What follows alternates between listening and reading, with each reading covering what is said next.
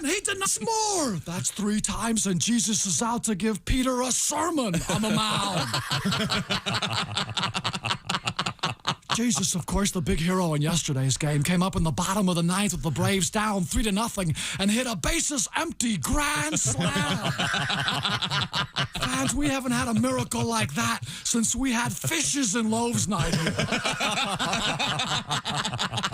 I had a chance to talk with the Savior after the game, and this is what he had to say. Well, Harry, the ball was on the outside part of the plate. I was not time to make contact. First of all, I want to thank my father for loading the bases. Muchas gracias, señor. And also the Holy Ghost for breaking up the double play. Back to live action. Lazarus up to the plate now. What's that? Oh, I'm sorry. Lazarus up to the plate now. Here's the pitch. Oh, no, he's hit. He's hurt. He's down. Holy cow, he's dead. But wait a minute. He gets back up. That's the 6th time this week. That kid can take one for the team. Abraham up to the plate now, probably up here to sacrifice. Infield drawn in for the Patriarch, and now there's some action in the Bethlehem bullpen. I can't quite make out the back of his robe. It is the big number 10, Moses, just called up from the Burning Bush League. Already gaining a reputation for that lightning-fast pickoff move, reminding those runners that thou shalt not steal.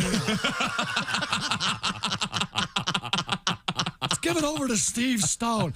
Thank you, Harry. Fans, you want to be here this Tuesday night when the Braves meet the Calvary Cubs. It's going to be Nabisco Communion Wafer Day here at the ballpark. All fans 33 and under get a free Eucharist signed by the Savior himself. You know, fans, Nabisco Communion Wafers go down smooth. Won't stick to the roof of your mouth like those cheap imitation sacraments. Sure, they cost a little more, but when it comes to your eternal salvation, isn't it worth that extra buck in the collection plate? Remember, fans, the next time you go to the rail for that body and blood, ask for the host with the most. Ask for Nabisco. Thanks, Steve. Here's some scores now from around the league. A big upset. David 1, Goliath nothing. Ends a long win streak for the big guy. Oh, no. Job is on the 15-day disabled list with a bad case of leprosy. Pulled a hamstring. Pulled it right off. The Angels have sent Lucifer down. That's a shame. When that fellow was in his prime, he could throw some heat. This year, his earned run average has ballooned to a hefty 6. And here's a partial score. Sodom and Gomorrah still tied at 69.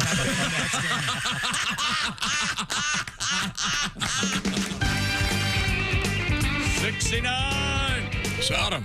Woof. Now batting number 4, Beelzebub. 4 was 4 Gehrig, right? 3 was Babe Ruth. I think that's how they did it. They just put the number of the batting order on the back.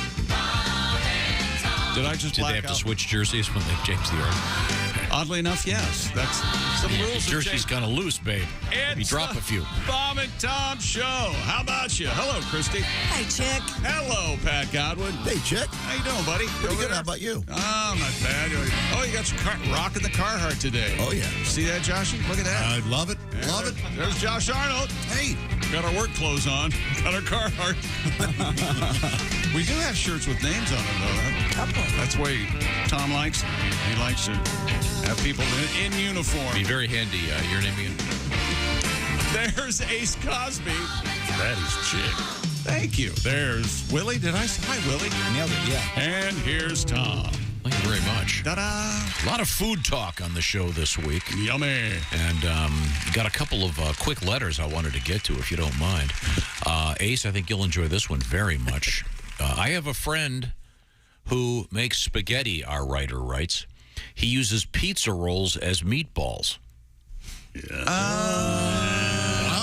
I'm not going to say absolutely not. If the sauce is good enough, Yeah, well, that's the thing.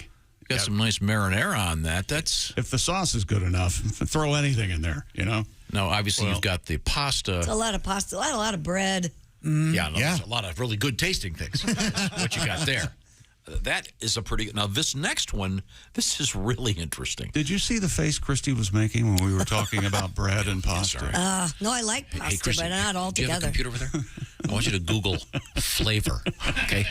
Read about it and get back to I me. had a big cheesy pizza last night. I know what flavor it is. How many slices? 3. What kind of crust? Wow. Whoa. Then, Cheese. And it was bread? yes. Not cauliflower? But hang on.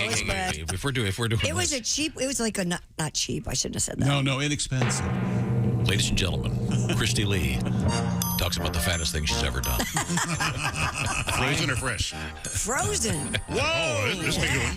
Tombstone. I love a good tombstone pizza. They got a good. Absolutely. Yeah. I like the Red Bear and Little Minis. Oh, Those are good. Very good. 5 cheese. Listen to this. Josh and I have both professed our love for Chef Boyardee in the can ravioli. Yeah, I tried that, guys. I They tried. like it in the can. Yeah. You Good. and Jeff like it in the can. We know you don't like I it in the like- can. No, But, I'm a beefaroni girl. when it okay. comes to- This guy said I'm a little behind. I was watching your show last night. I buy Chef Boyardee ravioli, put it in a strainer, wash all the sauce off, and put my Italian mother's spaghetti sauce on it. Oh, I get Wow. you that. So Because then they're already made. he's You got don't the have to- pre-made pastas with whatever that filling is. Yeah. Probably not bad. I bet it's great. The only one of those products I really like. I'm not a big SpaghettiOs fan, but I think that Chef Boyardee ravioli rocks. Same. Yeah, I think it's the best of the canned pastas. Okay, but Oh, my gosh. What is Ace, that? is this for me? what He is it? brought one in, a Chef Boyardee overstuffed beef ravioli. Oh, look at that. I'd mentioned I'd never tried the overstuffed.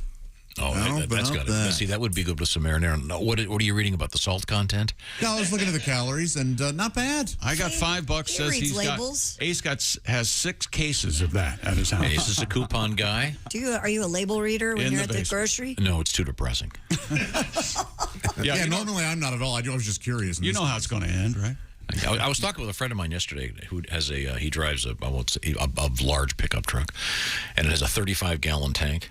Oh, goodness gracious. And I was saying, hey, have you noticed that, because I drive a Suburban, which has a pretty big tank, and if you notice at the gas pump, some of the pumps, and check local listings, this may not be true universally, but some of them will click off at $100. And if you've got a 35-gallon tank, you're going to go way over 100 if that thing is close to empty. But he was going, I never look at it, because I just never look at the price of gas because it's too depressing. By the way, you're not going to be looking for a while. It's getting pretty serious. Well, not a lot of people have the luxury of not being able to look also. Yeah. I'm not sure if he has that luxury. Yeah, he may screw it. I'm waiting- I'll overdraft. I don't care. I'm waiting for that phone call. Yeah, listen, I'm stuck on Interstate. Here's a driving tip for you. Yeah? If your car stalls in the middle of a freeway. First of all, this driving tip, have you ever pulled anyone over and told them about the driving tip? No, not this one. This Not this This one. happened to me Okay. 2 days ago. I still can't get over it. Okay. So this car is like a 3 or 4 lane freeway, very busy. And this car, obviously something went wrong and it stopped in the middle of the freeway. Yeah. Okay, obviously that's a problem. The entire family standing outside the car, surrounding the car. What? Oh, man. Yeah, and people are swerving and it's like, really? Go Yeah. to the side of the road for No God's sake! I joke. couldn't believe it. Even if you can't, you stay in your car. Yeah. You get out of the car. Put your flashers on, call for That's help right away. crazy. We need to have a channel where, like the Morons channel, telling you what to do. If your house is on fire, get out. Did you see the Moron Channel last Tell you, people have lost their minds. Here's how you brush your find it. teeth. Man. Just some simple stuff. I couldn't get over it. Driving to work for me or home from work is like a Mad Max movie. I never know if I'm going to make it or not. People are crazy. Yep. Awful. Coming up, we have we have a really beautiful story, a bunch of really happy animal stories. A beautiful story. Huh? Yeah, really good one. Yeah, and then we have a couple cool world records and a corn maze update. Love them. Willie, you'll find this fascinating, by the way. I'm just telling you right now. So it's like weed or food. You're very close. Right now, I want to mention prescription drug prices. Yikes. They can be a little serious. It's too high. That's why you want to check out a free app called GoodRx. It's free, real easy to use, and you can save up to 80% on your prescriptions, and you still get to use your regular pharmacy. Well, Christy has the details. That's right. With GoodRx, you instantly compare prescription prices at pharmacies right there in your neighborhood. And as Tom mentioned, you can find discounts that might save you up to 80%. And it's free, easy to use. And even if you have insurance, GoodRx may actually beat your copay price. You don't have insurance? It'll work as well. Check goodrx.com/Tom online. From there, you'll find prescription savings at over 70,000 pharmacies nationwide, like CVS, Walgreens, Rite Aid, Vons, Walmart, and more. Simple, smart savings on your prescriptions are just a click away. Please check out GoodRx. Go to goodrx.com/Tom. That's goodrx.com/Tom. GoodRx is not insurance, but can be used in place of insurance. In 2021, GoodRx users saved an average of 81% on retail prescription prices. Boy, my voice is really something this morning. Care to do maybe a reading from some Walt Whitman? I would love to. Good. Can you do that in a different building? Thanks very much. Coming up, we've got some sweet news today. And a couple of happy birthing stories, including one on an airplane. This is the Bob and Tom Show. Hi, this is Rodney Carrington, and you are listening to Bob and Tom 24/7. Good morning, I'm Mark Allison. It is Friday, May 20th. On the way, Jeff Hoskey and the news we failed to mention on a Friday. Hope you're having a great morning. Thanks so much for joining us here on Bob and Tom 24/7.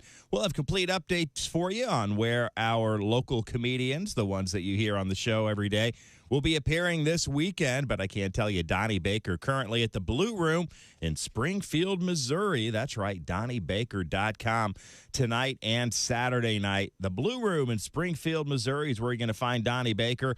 And my gosh, that's Josh Arnold and Willie Griswold. They're at Cacciatore's in Ilion, New York. Again, Saturday night. It's a 10-hour road trip, and Josh and Willie are going to be hitting the car to head to New York coming up after the show. I know they'll make it there. The question is, will they make it back for Monday's show? We'll find out. You're listening to Bob and Tom 24/7. Hi, everybody. Christy Lee with your Bob and Tom Entertainment News Update. Tom Cruise says he feels a kinship with Prince William. The two appeared in London for the UK premiere of the new Top Gun movie. Cruise says he and Williams have a lot in common, that they both love England, both are aviators, and both love flying. William and his wife, Kate, joined Cruise yesterday on the red carpet for the UK rollout of Top Gun Maverick. On Sunday, Winona Judd said she will go through with plans that she made to tour with her mom, Naomi, before Naomi killed herself last month, telling fans she hoped they'd carry her through. Now, other country music stars have pledged to do the same. Joining Winona on tour will be Faith Hill, Trisha Yearwood, Brandi Carlile, Little Big Town, Martina McBride, and Ashley McBride. The Judds' final tour was to start in September. Meanwhile, a final stop has been added. It will be in the Judds' home state of Kentucky in October. And the electronic composer who wrote the Oscar-winning score for the movie Chariots of Fire has died. Greek media reports Vangelis died in a French hospital Tuesday. He won the Oscar for the 1981 Chariots of Fire and then went on to score many movies, documentaries, and TV shows. And that's your news. I'm Christy Lee. More of the Bob and Tom Show on the way. Things you hear on the Bob and Tom Show. The Law Minute with ex-attorney Jack Thomas. You know, I got a lot of mail here at the ex-law office.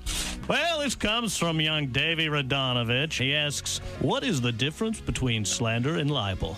Well, what kind of idiotic, stupid question is that? What kind of little pea-brain moron would write me? I think if I were you, little Davey, I'd worry more about inbreeding than I would about the law. Davey, that was slander. If I would have written it down, it would have been libel. This has been the Law Minute with ex-attorney Jack Thomas. Remember, ladies and gentlemen, the law is your friend. It's the lawyers you have to watch out for. And remember this, the preceding has been a joke, not legal advice. Learn to know the difference.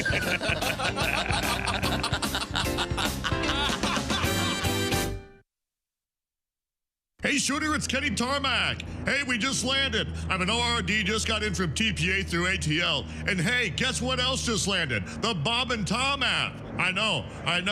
Now, thanks to the Bob and Tom app, even if I have to go all the way from Foxtrot 20 down to Alpha 4, I can still listen live, see their videos, find an affiliate station, use the alarm, and even send a message. This is Kenny Tarmac signing off and reminding you, everything I touch turns to sold. Hi, fellas. This is Floyd Tucker, the over-the-road trucker. You're listening to Bob and Tom 24/7, of course. Time now for great moments in NFL history. The year was 1926. All-star fullback Ernie Nevers of Stamford. Nevers played in all but 29 minutes of the games. 3 years later, in 1929, Nevers scored all of the points for his team. This single game, 40 points scored by a single player is still a record that stands today as the NFL's oldest. Nevers also holds a few lesser-known and unofficial records. Oh, really? Such as highest number of STDs treated in a single season. Treated. And the longest winning streak with road horse. This has been Great Moments in NFL History. Wow.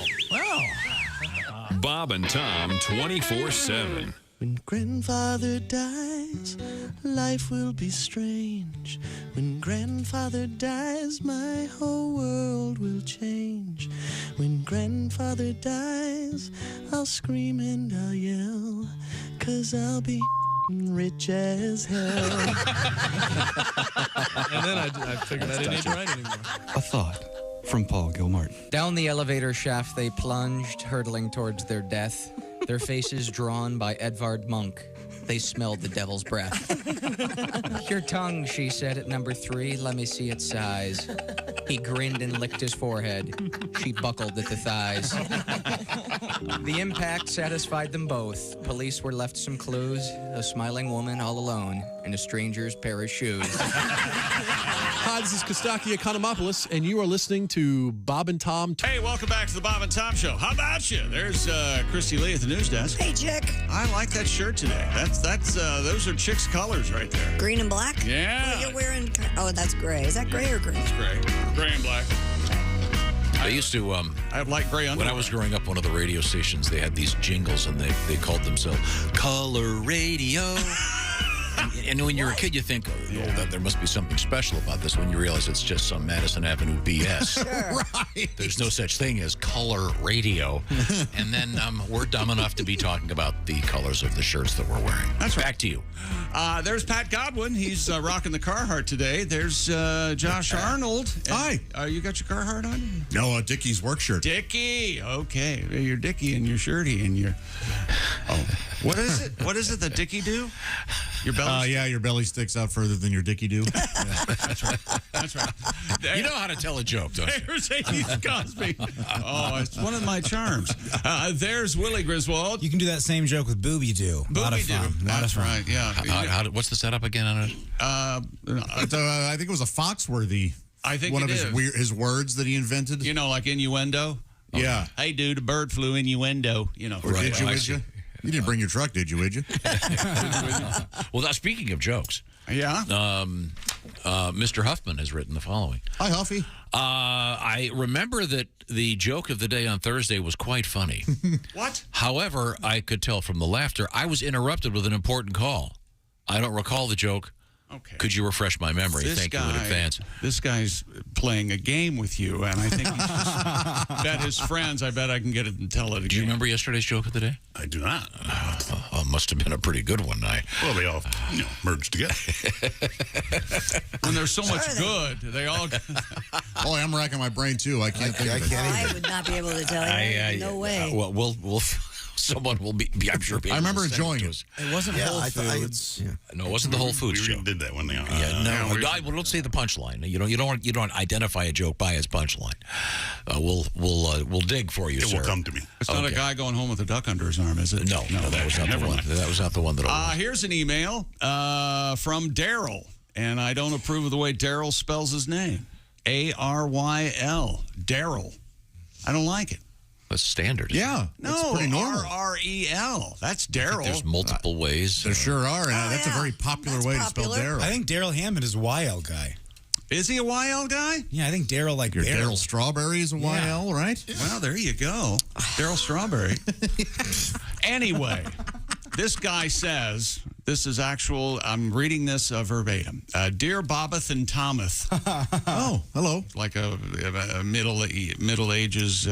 Will you please tell Chick to stop pronouncing the Calgary Flames hockey team as Calgary? And once again, you do it because of? Because Barry Melrose, my hockey commentating hero, yes, says Calgary. And if it's good enough for Barry Melrose, it's good enough for me. So there. I ain't changing. No. You think this guy's from Canada? Yes, because it said Bobbeth and Thomas. That's what they speak of there. Unless people know why you're doing that, they think that you're an idiot. Oh, you think this, after all these years, you think this is finally, well, he's obviously an idiot. For someone new to the show, he can't pronounce even the basics. Daryl Hammond, by the way, is a Darrell. Aha! I highly recommend his book, the title of which I can't mention on the radio. And Daryl Green is 2 R's and 2 L's. Okay, very good. NBA playoffs last night. Want to hear about those? Sure. Yeah. Okay. Marcus Smart, a rebound shy of a triple-double. He finished with 24 points, 12 assists. The C's, the Boston Celtics, hammered the Heat. 127-102 in Miami to even the NBA's Eastern Conference Finals at a game apiece. In the NHL, Ross Colton. How about that name? That's a soap opera name. That's a Western name. Ross Colton. He's the new sheriff around here. And also, it could be it does sound kind of like a soap opera. Sure. But it doesn't sound like a hockey What a name. Western soap opera. A real generic white dude. Ross Colton. Nice sideburns. Maybe it does sound like a Canadian guy, a generic white dude. Ross Colton scored with just 3.8 seconds left in regulation. Boy, that crowd was deflated. Proving the NHL have the best playoffs in sports. I was on the fence about this until now. The Tampa Bay Lightning, the Ning, a 2-1 victory at a 2-game-to-none lead in the Stanley Cup second-round series with the Florida Panthers.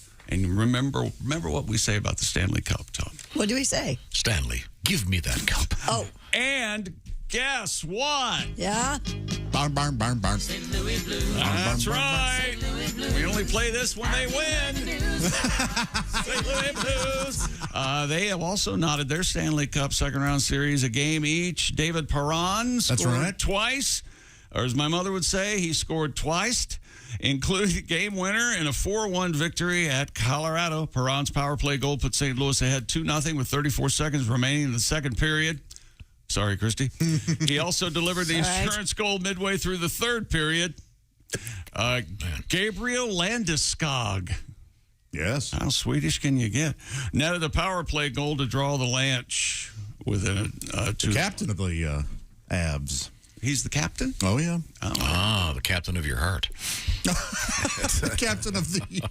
Do you have the audio with it, or you're just Captain of your heart? Captain of your heart. You don't remember that song? Yeah, you played it not too long ago, actually. If I play it, you realize you'll be singing it all day long. It is a great song. It is a very catchy. In case you've forgotten it, ladies and gentlemen, if you will. I don't have a problem with that. Double. Is that the name of the band, right?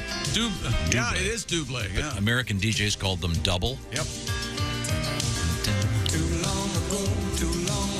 The perfect song. The vocals perfect. Oh, that's a nice song. Very, very nice. Speaking of sports, real quick. We had golf yesterday. Tiger Woods shot a 4-over. Well, no, you can get to that in just a second. Okay. I want to mention something. We've been trying to help out this charity for quite a long time called the Dropping Dimes Foundation, trying to raise money for the retirement of a bunch of great ABA basketball players that didn't get the pension funding that apparently they deserve. Anyway, it's just a great thing, and we've been selling these T-shirts and hats and donating all the money. It says Netto's on them, which is the name of a famous bar that was a project of the great Bob Nettalicki. The reason I'm bringing this up, there's something new out there. If you're a fan of the ABA or remember those beautiful multicolored basketballs? Red, white, and blue, baby. You can now get one. An official one from a special organization that is donating the money. There's also a bunch of other cool science stuff. So if you know someone who's an ABA fan, this would be the greatest gift ever. And this isn't a commercial. I'm just doing this to try to help out the charity. It's LANA, Lana Sports. And I think we've got a link at the Bob and Tom various social media platforms. But read about it. It's a really cool thing, raising money for a handful of guys that really were part of changing the game, as they say. It's pretty cool. They have basketball cards up there, and Chick, they still have one stick of gum sold with each of the basketball cards. Oh, that's cool. And I'm curious if that's is that gum from the 60s? It would have to be, right? I would think those are probably... They're reprints. However, I'm sure they went to great effort for authenticity to get the oldest gum. Right. They're reprints, but yes, that gum is from the 60s. Yes. And the company that makes that gum, I think, is in cahoots with dentists everywhere. How come you brought little Bobby in? Well, he cracked his tooth in half with the gum. This is a really cool charity, and they're doing a bunch of great work. Well, you could cut a zip tie with that gum. These basketballs are so cool. But again, this is one of those obscure things nobody knows about. So if you know someone who's a fan of that era, or just a basketball fan, or wants to do something nice, this is the way to go. And the Netto shirts and hats are available on at the Bob and Tom store. Oh, also we've posted this super cool poster featuring the Bob and Tom Show puppets, and our special secret broadcast coming your way next Friday. From a top secret location that may or may not be written right there on the poster. Okay. By the way, who do we talk to to have the NBA one weekend use the red, white, and blue ball league-wide? Are they the same size? How cool would that be? Yeah. Did they do 29 and a half? Didn't they do that a couple of years ago? Did they? Did they? I don't think so. Who was the other expansion team? It was the Pacers and one other team. Was it the Sixers that came in from the ABA? No. Spurs, Pacers, Nuggets. You have them play each other, I think. That's cool. And then you honor the ABA that night. Like it. Well, isn't this the story where the St. Louis team was they didn't get absorbed into the NBA, but they're still paying somebody millions of dollars a year? There's a great ESPN 30 for 30 called The Spirit of St. Louis, I believe, that goes into that whole story. It's incredible. Yeah. Anyway, it's a fun thing, and there's a very good argument to be made that the three-point shot exists today because of the ABA. Anyway, you fun, remember something fun. You remember who the play-by-play guy was the NBA's St. Louis Spirits? Remember? Bob Costas.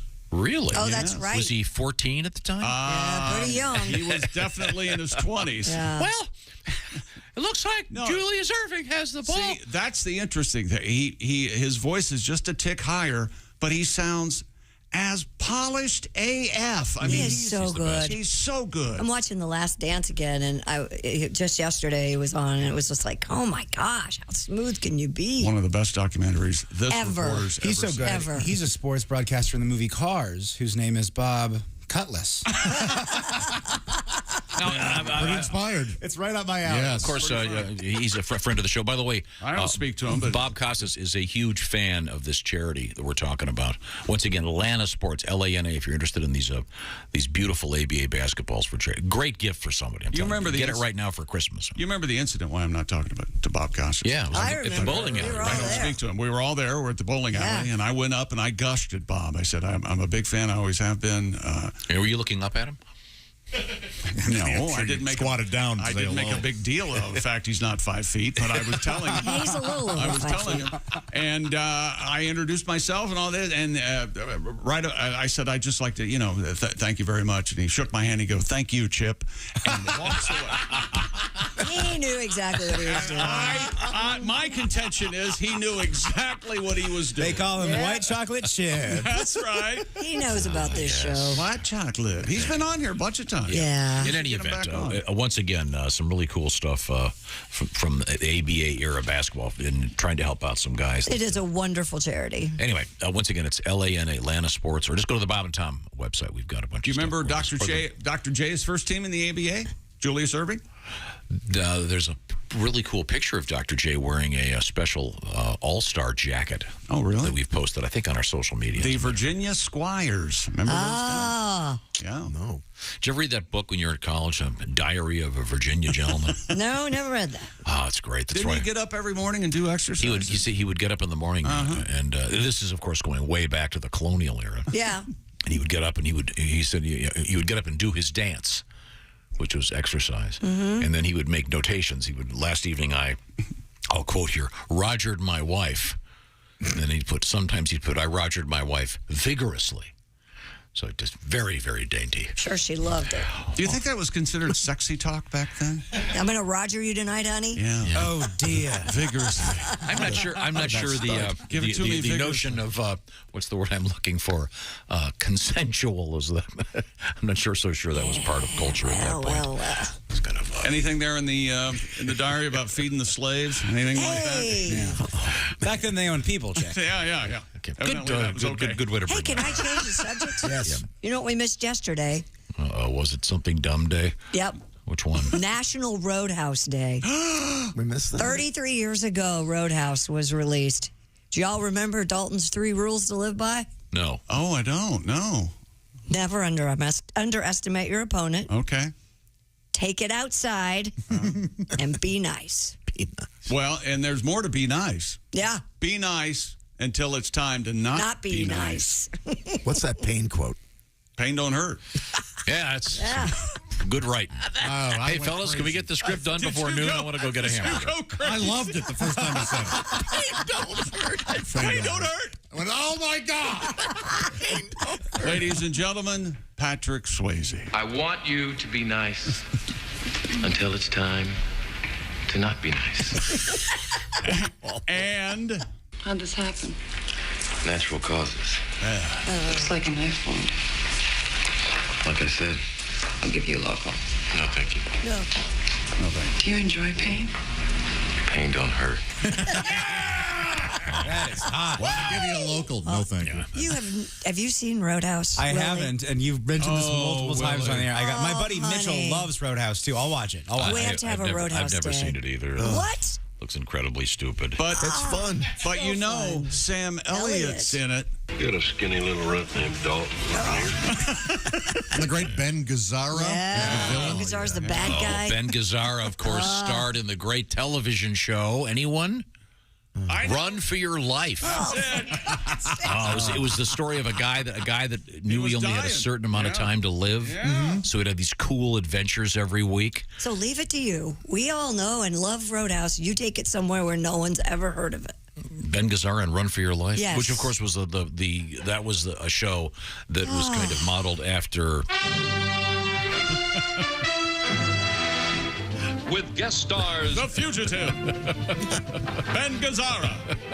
Also starring Barry Morse as Lieutenant Gerard. Oh, yeah, of course, The Fugitive. Who can forget that? Ran for 3 seasons, that show. From Run for Your Life. 65 to 68. That's ripe for a remake. That sounds like a good premise. Well, it's basically Jason Statham's, crashed or what? He has to keep his heart rate up or he's going to die, right? Yeah, Something you're like that. right. Run for Your Life. Good premise. Yeah. I don't think they did a final. I'm not sure. In The Fugitive, they did a final episode and where the famed one-armed man, et cetera, they wrap up the story.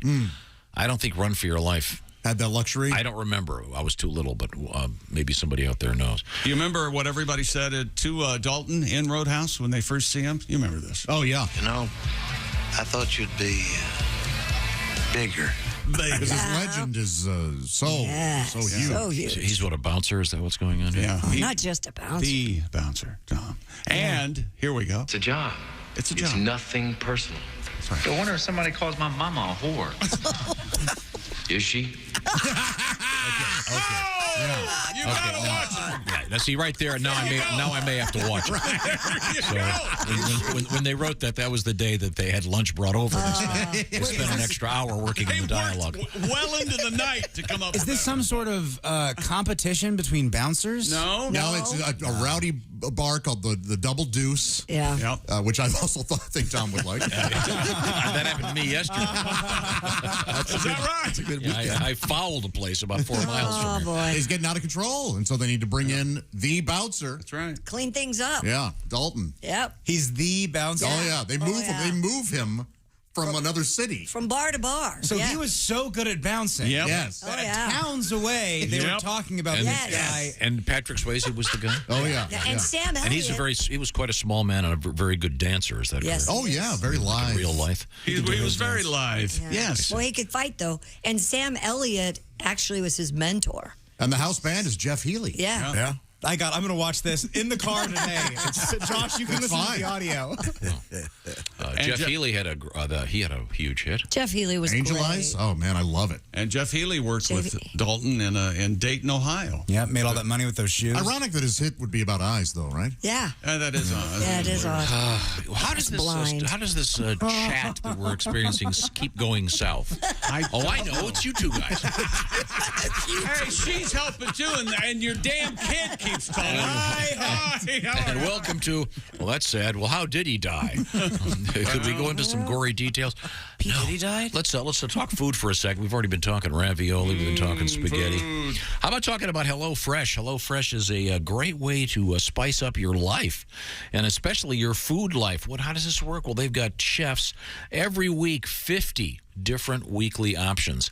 And let's see, they go to the grocery store for you. They buy all the ingredients. They measure them all. They send you the stuff and the cards, and you put these meals together. We're talking, you could do breakfast, lunch, dinner, whatever you're into. Things like sweet heat shrimp tempura bowls. Well, that sounds pretty good. Willie, you're the expert here. What else are they doing over there? One of my favorites, the chicken stir-fry tacos with tangy slaw, green pepper, sriracha mayo, and crispy onions. HelloFresh is going to send you 10 ingredients. You put them together in 4 simple steps. This is all with one pan, by the way. And in 20 minutes, you have these delicious, colorful tacos from our friends at HelloFresh. Now, here's how this works. You go to HelloFresh.com/BTShow16. Now, the reason I want you to use that code is this is a special program with 16 free meals and 3 free gifts.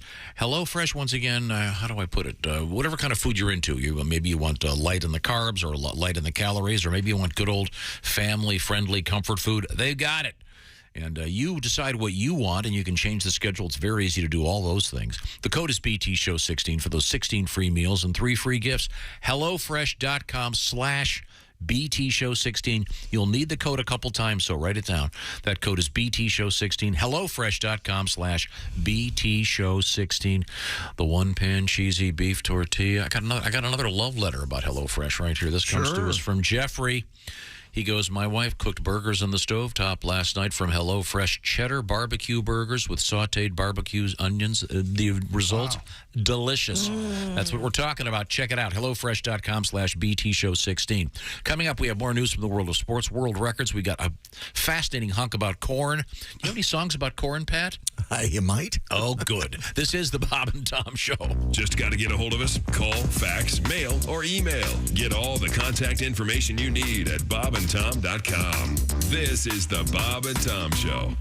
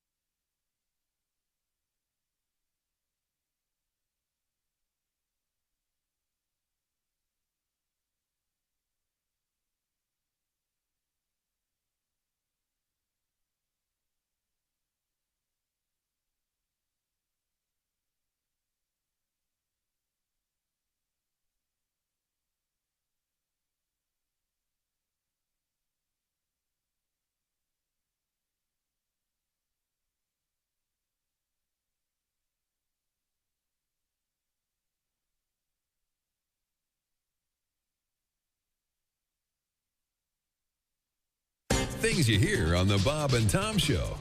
All right, this magician, he gets his job on a cruise ship. So he's working this cruise ship, and he does his act every night. In the front row is the captain of the ship with a parrot on her shoulder.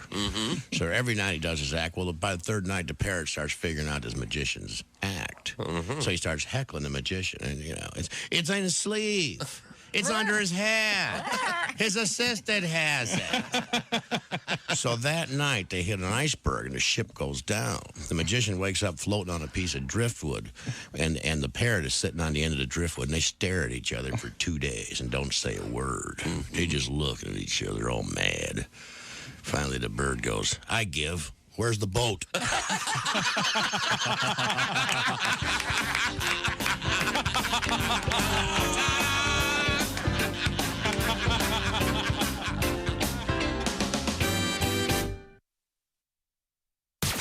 You're listening to Bob and Tom 24/7. Bees are stupid. Them are not stupid. They're stupid. Them are not stupid. They're stupid. Essential Morning radio. You're stupid. This is Bob and Tom 24/7. 24/7. 24/7. Good morning. I'm Mark Allison. Thanks so much for joining us on Bob and Tom 24/7. The tradition continues. Another Bob and Tom exclusive 1 week from today, live from Speedway, Indiana, Friday, May 27th. It's the Bob and Tom Show Carb Day broadcast. Special guests including Duke Tomato and the Power Trio. Actor Drew Powell as well, scheduled to appear. The Bob and Tom Carb Day broadcast right here on Bob and Tom 24/7. That's coming up a week from today, right here on Bob and Tom 24/7. Good morning. I'm Mark Allison. With things you may have missed, the Senate has whisked a $40 billion package of military, economic, and food aid for Ukraine and U.S. allies to final congressional approval. Thursday's 86-11 vote puts a bipartisan stamp on America's biggest commitment yet to turning Russia's invasion into a quagmire for Moscow. The legislation, backed by every voting Democrat, most Republicans, at a time of widespread bipartisan gridlock. The lopsided vote signaled unity about sending Ukraine the material it needs to fend off Russian President Vladimir Putin's more numerous forces. Meanwhile, Canada says wireless carriers in the country won't be allowed to install Huawei equipment in their high-speed 5G networks. In announcing the decision Thursday, Canada joined the U.S. and other allies that previously banned the giant Chinese technology company. U.S. government's been lobbying allies for years to exclude Huawei from new ultra-fast 5G mobile networks over worries that China's communist rulers could compel the company to help with cyber espionage. The U.S. has warned that it will reconsider intelligence sharing with any countries that use Huawei gear. The company has repeatedly denied those allegations. And that's a look at things you may have missed on a Friday. More of the Bob and Tom Show coming up. Hey, hi, this is Tom. And this is Chick from the Bob and Tom Show. Hey, Christy, what's the best way to get full access to the show? Hey, what? You introduced me. That would be to become a Bob and Tom VIP. Very good. Now, Josh, what's a feature of Bob and Tom VIP? Wait a minute. Well, the live 5-camera video stream of the show, plus a podcast of the show and comedy from the Bob and Tom archives. Excellent. Chick, what do you have to say for yourself? Become a Bob and Tom VIP now. Just go to bobandtom.com/VIP. See, that was worth the wait, wasn't it? Bob and Tom 24/7. Comedy via your computer. Bob and Tom 24/7. This is Bob and Tom 24/7. You're not helping the show where you're going. We don't want to go. You think that you're a cut-up. We wish that you would shut up, because you're not helping the show. You're not helping the show where you're going. We don't want to go. Your moment of enjoyment will lead to unemployment, because you're not helping the show. Don't you see, Chick McGee? Your career needs a plan B. You're not helping the show. Where you're going, we don't want to go. Bob and Tom are seething. It's time that you were leaving, because you're not helping the show. No, you're not helping the show. Hi, this is Bobcat Goldthwait, and you're listening to Bob and Tom 24/7. An overturned truck spilled 42,000 pounds of beer onto a West Virginia highway the day after Christmas. Damn. I just picture hill folk crawling out of the ditch immediately. Like the second the beers hit, all of a sudden there's 30 people. Oh, get him, some more beer. Go on, get him, grab him. Give me that straw. I mean, they didn't ship it in a big tanker? No. You're thinking of gasoline. Yes, gasoline goes in big tankers. I've seen one filled with fat. It said, this fat is not edible. It's used for something else. Non-potable fat. Tanker. Here's one of the fattest things I've ever done. Oh, God. They once, somebody once put a sign on my back that said, this fat is not edible. It is just used for other uses. Is that what you wanted, Chick? Hey, don't say we didn't warn you. There's laughter ahead. You guys want to grab lunch? We can't go anymore. Holy That's cow. a good day's work, everybody. Please. Welcome back to the Bob and Tom Show. There's Christy Lee at the news desk. Hi. There's Pat Godwin in the performance room. Hello, Chick. Hi. Hi, there's Josh Arnold at the sidekick chair. Hey, chick. Having a good time. There's Ace Cosby manning the track phone hotline hot phone. Howdy. There's Willie Griswold. 1.75 donuts consumed so far. Are you keeping track? Why? Wilbur brought in some killer donuts. Yes. I'm Chick McGee at the sports email desk, and here's Tom. Oh, it's time for sports email? Sports, sports/email. Oh, you mean so this has nothing to do with sports? No. Okay, good. But we're seeping into people's consciousness all over the world. Okay, well, then if you're going to do something that's not sports related, I want to do something after that that's not sports related. Mr. Godwin, your hint is Pope? No, okay. gotcha. Do you need a capo for your keyboard for that one? Not for that one. Okay, no. Sorry. Good morning, Nitwits and Christy. Just pulled in to get some gas, and a tanker truck pulled in as well. You're dead. I actually debated on going forward or going somewhere else. By the way, really enjoyed the Roadhouse talk, and I'm also getting texts and emails and tweets. Dalton was not the bouncer. He was the cooler, evidently, and that's a fine point. I guess he's right. He didn't fight unless he had to. Right. And here's a gentleman who very well might need a wellness visit by authorities. This is the text that we received, and I'm reading it word for word. Good morning, crew. Well, you have officially ruined my life.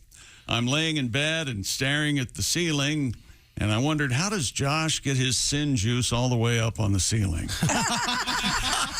Sin juice. Then I noticed my ceiling fan and remembered Tom talking about changing the direction of the fan, wondering if Tom can do it himself or does Tom have a fan guy? Now, some fans need a ladder. Yeah, they're way up there. You got to get up there. You got to change. Yeah. You got to change the direction of that fan. That's depends right. on the time of year. You A see, fan in a great room. I'm a huge fan of ceiling fans. I'm a fan of a fan. You're a fan? Yeah. Now, another problem that affects no one but me. I'm a part of a special charity event this weekend, and I have to wear a tuxedo. Oh, yeah. How's that going? I do own one. I wear it like every 5 years or something. Right. And I dug it out of the closet and took it to get dry cleaned. I can't find the pants. Mm-hmm. And I've looked everywhere. So I don't know how I managed to lose them. I found the vest, because I'm a vest, not a cummerbund guy. Sure. Really? The cummerbunds, those look ridiculous. No, they're cool. No, they look dumb. You know what they do? They cover up a love handle there. Oh, yeah. It's like some kind of so weird. does a vest, It's like I some kind of guess. Zorro sash. Did you ask the dry cleaner where your pants were? Well, how would they know? They've got a. Maybe they took them. I doubt it. Here's you know how much money you can get for Tom's pants on the interline? Denise writes, just catching up on the shows. I missed it earlier when Tom talked about the loss of his tuxedo pants. Why not just borrow Josh's orange tux? Oh, yeah. A stitch here, a stitch there. It'll make it fit. Can you imagine if I walked out this formal event? Oh, yeah. Then, of course, there's a famous commercial with me wearing a tuxedo and a tutu. Yeah, you could do that. Yeah, that takes away some of the gravitas of the trying to raise money for charity. Oh, I don't know. I think I'd give you more money for Really? that. Yeah. Actually, Chick McGee Trivia, that's why I'm sitting in this room all this time. I saw your guys' billboards with you and Bob in the tutus and the tux, and I thought, boy, that looks like a fun place to work. What a mistake. Have you ever worn a tutu? Have they made you do that? No, not yet. Oh, okay. No, I don't think. Well, maybe I'm past tutu wearing it. I'll wear a tutu. We have great legs. We have a cool poster that we've put an electronic version of on the various Bob and Tom social media platforms, featuring the puppets. And I had some actual posters printed, and I put a couple of them up this morning. And earlier this morning, They I'm look walking good. by They look great. Pat Godwin. He looks at it and goes, "How come I'm down here?" Oh, for God's sake. Because it is this array of the puppets. But I saw it. I said, Pat's going to say something. He goes, you've got one person on your show that currently has the #1 comedy All album said in and America. fun. No need to give it that tone. No, it was very serious. I have the #1 comedy album in the country right now. Did not say higher that. than Louis C.K. And I'm relegated to the way lower too much right of to the the logo. Here's the thing about Pat. If you tease him about being a diva, he gets really mad because it's the truth. Okay. Well, it's in his rider that you can't Chick tease calls him me about Prick being- Diva.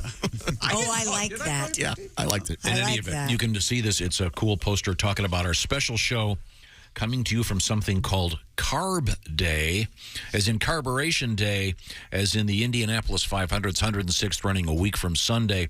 We're doing a special edition of the show, more or less, from Speedway, Indiana Live. We'll have It's actor not more or Drew less. Powell. That's where we'll be. Yeah, I know. I'm trying to misdirect a lot here. Why you want people to be there? How many? What if people start going? Okay. I'd love to come over and watch you guys, but I have no idea I like it. It's my excuse not to show up. I didn't know where it was. Details forthcoming. Right now, I want to talk about since we're not doing sports, fortunately, right now, I want to talk about. Fortunately. Well, you're the one that said you wanted to do something other than sports here. We had an interesting news story yesterday about the Pope. Oh, yeah, and the tequila story? Yeah, the Pope was touring around the Vatican in the Pope Mobile. Yeah, he's had some knee pain lately, and he's got strained ligaments in his right knee, so he's been using a wheelchair and a cane to get around for months. Wheelchair and a cane? Yeah, depending on the situation, you tool. He uses the cane to smack b-holes like you in the face. Why doesn't he just 1, 2, 3, quick prayer, and he just floats around? He's not Jesus. God ignoring him? The 85-year-old pontiff was riding in the Pope Mobile in St. Peter's Square recently. He's turned his back on me. When he stopped near a group of Mexican seminarians who asked him in his native Spanish how his knee was doing, after he replied that it was capricious. I don't know that word. It hurts. That's what he meant to say. They told Francis they admired his ability to smile despite the pain. He said, "Do you know what I need for my pain? Some tequila." Capricious actually refers to going everywhere in a late model Chevrolet. I thought it was a salad in the Mediterranean. You have a tribute to the Pope, Pat? Here he goes. The Pope has a bad right knee. They put him in a wheelchair. No pills can help with the pain when he has to climb the stairs. No medication. He wants libation and a vacation and the blue agave plant. Tequila! We love the Pope. So, by the way, if Jose Cuervo becomes a saint, you'll know why. But that's interesting that he would ask for some tequila, and apparently it's on the way. Yeah, they're going to send him some tequila. Of course they will. I would imagine every tequila brand is making arrangements to have a bottle sent to the Pope right now, including Sammy Hagar, don't you think? I would think. Yeah. Sammy Hagar, Clooney's going to get on this. Clooney's going to get in there. I had some Tequila Friday with Chad Daniels. It was really good. It was can we start doing Tequila smooth. Fridays around here? I don't know why not. That's a good idea. One shot every hour? Very good. Very good. We'll get back to the world of sports. I will also remind you that on the various Bob and Tom social media platforms, you can view the cool poster featuring the Bob and Tom Show puppets, and they're floating around out there. By the way, a new episode of the puppets is just around the corner. I'll also remind you we've got information about that cool charity I mentioned, raising money for the ABA veterans that are, some of them are in pretty bad trouble. So have some fun. Look at those super cool ABA basketballs, the beautiful multicolored balls. They're really, really cool. If you know someone who's a fan, check it out. And we also have those Netto shirts and hats. Again, all that money's going to the charity, so check it out, please. When we come back, what's happening in sports? Well, we're going to have the fight between Jimbo Fisher and Nick Saban. And make no mistake, those two people just don't like each other. Okay, we got a great world record coming up, right? Okay, good. Thanks for endorsing that. This is the Bob and Tom Show. Text us at 888-262-8661. More Bob and Tom next. State law.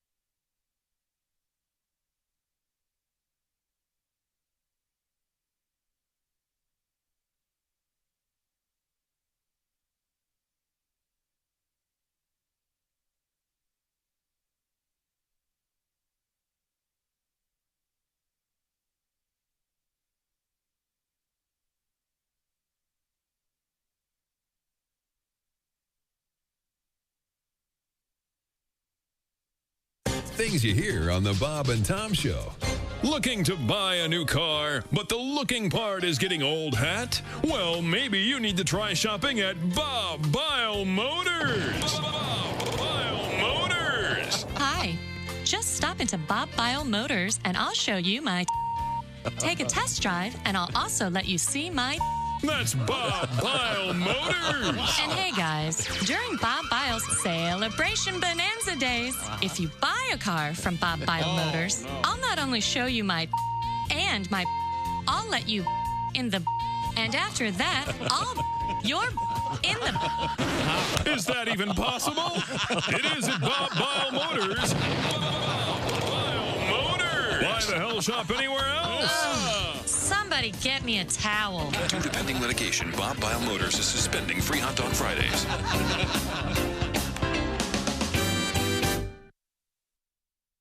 Bob and Tom, 24/7. Good morning. My name is Mark Allison, rolling through a Friday morning. On the way, Jeff Oskey and the news we failed to mention. We cover a lot of news here at the news desk with Christy Lee, and she does a great job as well as could be expected, but there are lots of things that we fail to mention in our newscasts, and that's where Jeff Oskey comes in with the news we failed to mention. On a Friday coming up right here on Bob and Tom 24/7. Get another cup of coffee and let's do this. Come on. Pew, pew, pew, pew. It's Friday, everybody. Hi, everybody. Christy Lee with your Bob and Tom News Update. A closely divided House has approved legislation to crack down on alleged price gouging by oil companies and other energy producers as prices at the pump continue to soar. A bill backed by House Democrats would give President Biden authority to declare an energy emergency that would make it unlawful to raise gas and home energy fuel prices in an excessive or exploitive way. Imagine going to the store only to find that when you go to the checkout, none of the barcodes can be read. That's a situation facing voting officials in Oregon trying to figure out the winner of a key U.S. House race. The tens of thousands of ballots apparently printed with blurry barcodes, meaning they can't be tallied by vote counting machines. That means the results of the race voted on Tuesday may not be known for weeks. It's giving a black eye to Oregon, one of the first to adopt the vote by mail rules, and a state seen as a nationwide leader in both voter access and equity. And rescuers helped save dolphins stranded on Cape Cod Wednesday. They got stranded in a shallow part of the Herring River on Cape Cod, Massachusetts. Their fate changed for the better thanks to the work of more than 40 experts, interns, and volunteers. They had to work quickly, though, to help the Atlantic whiteside dolphins because the tide was heading in and dolphins could have been stranded again once the tide rolled back out. They were released into deeper waters off Providencetown before that happened. And that's your news. I'm Christy Lee. More of the Bob and Tom Show on the way.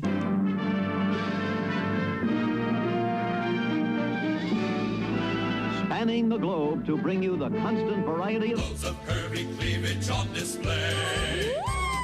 The thrill of victory and the agony of defeat. Don't touch those. Sorry. The human drama of curvy cleavage on display. This is The Bob and Tom Show. No shoes, no shirt, no talent. Speaking of Kennedy. That's a good shout-out. That is a good shout-out, yes, thank you. John Kennedy Jr. made Why do you think they call a skimpy little suit of Teddy anyway? Thank you. You want to go watch the films of Bobby's funeral at my place? Well, what do you know? It's 4 a.m. and we're drunk. Well, let's make whoopee. Wear my Oxford cloth.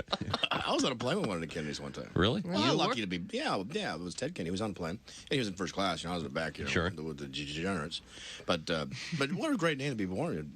Kennedy or Rockefeller or something like that. My luck if I was born in money, my last name would be Massengale. My dad, the big douche baron. The douche baron. Everywhere you go, you got waiters making fun. You want oil and vinegar? Shut up and bring it.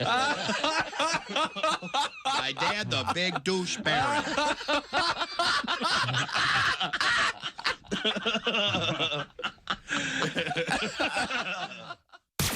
You're listening to Bob and Tom 24/7. That's awful. Awful entertaining. Central Morning Radio. This is Bob and Tom 24/7. 24/7. 24/7. And Jesus said, take this bread and eat it. It is my body. And the disciples said, Jesus, we're all on a low-carb diet. We appreciate you dying for our sins, but we're all trying to slim down a little bit. We want to look good in the painting. Now, we've got a couple of heads in here that have a lot of skin on them. One would be mine. The other would belong to Clint Howard, actor. Now, are you in every one of your brother Ron Howard's movies? Oh, no, there's been a lot. Actually, the one that stopped the streak was, Ransom. And then I wasn't in Beautiful Mind, and I wasn't in any of the Da Vinci Code movies. Did that hurt your feelings? Can I say it pisses me off? Yeah, of course you can. Sure. Your honesty is wonderful and refreshing. Hey, everybody, this is Jimmy Pardo. You recognize my voice from the show and my face from television. Howard Steak, 9 to 5. Hey, welcome back to the Bob and Tom Show. Christy Lee at the news desk. Hello. There's Pat Godwin in the performance room. Hi. Hey, buddy. There's Josh Arnold in the sidekick chair. How you doing? You all right? Good, man. Yeah. Okay. There's Ace Cosby. I remember my joke. Oh. We'll get to it in a second. Pat, put down your ruler. Pat was measuring the size of his head in the poster. Don't need a ruler for that. It's just a speck. Oh, geez. It's just the smallest head on there. Yeah. Well, it is. There's Willie Griswold. I can't wait for him to call me later. Don't let this bother me. I'll try not to let this bother me.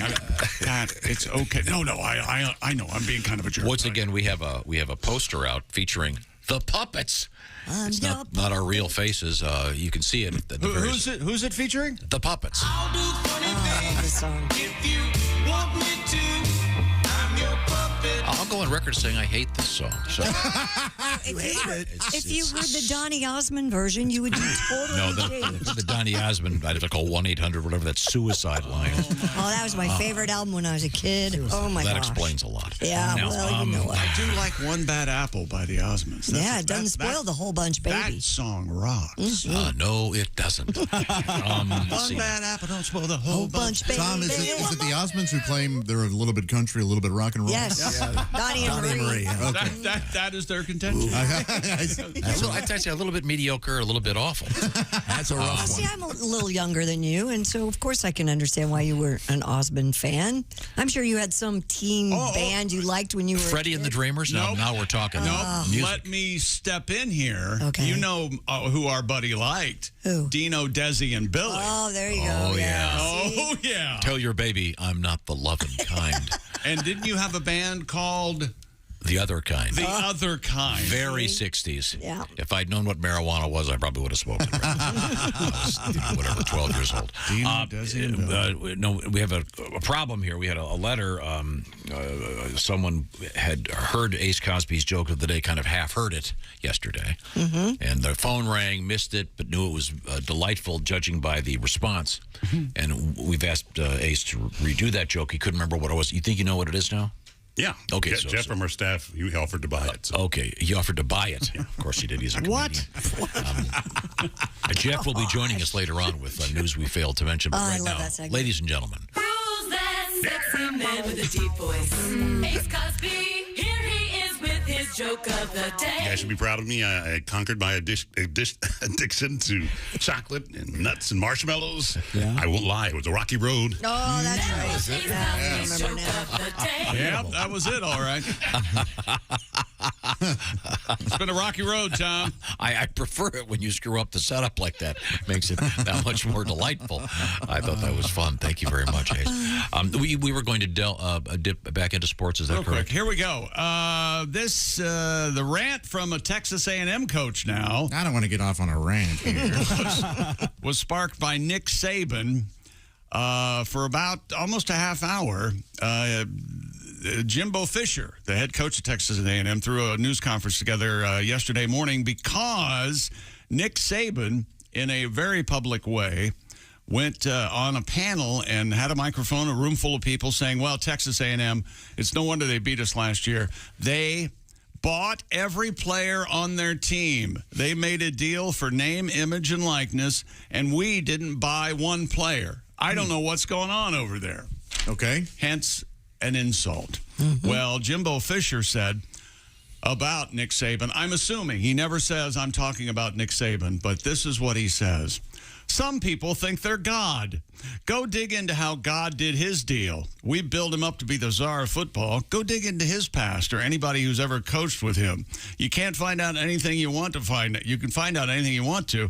What he does and how he does it, it's despicable. Yeah. And then it gets bad. Does he bring up Johnny Depp? Oh, I don't know. Do you think... Is Amber Heard involved in this? Oh, God. As I have heard turds that- sling turds at one another? I think Saban did crap in Jimbo's bed. Oh, there you that's go. right. From up high, holding onto the ceiling fan? Doing that hippo thing? How does the hippo... Oh, with the spray. Yeah. Spray That's what you got. You don't want to... Let's see. You coach with people like Bobby Bowden, Jimbo said, and you learn how to do things the right way. You coach with other people and learn how not to do things. There's a reason I did not go back to Alabama and work for that guy. I didn't want to be associated with him.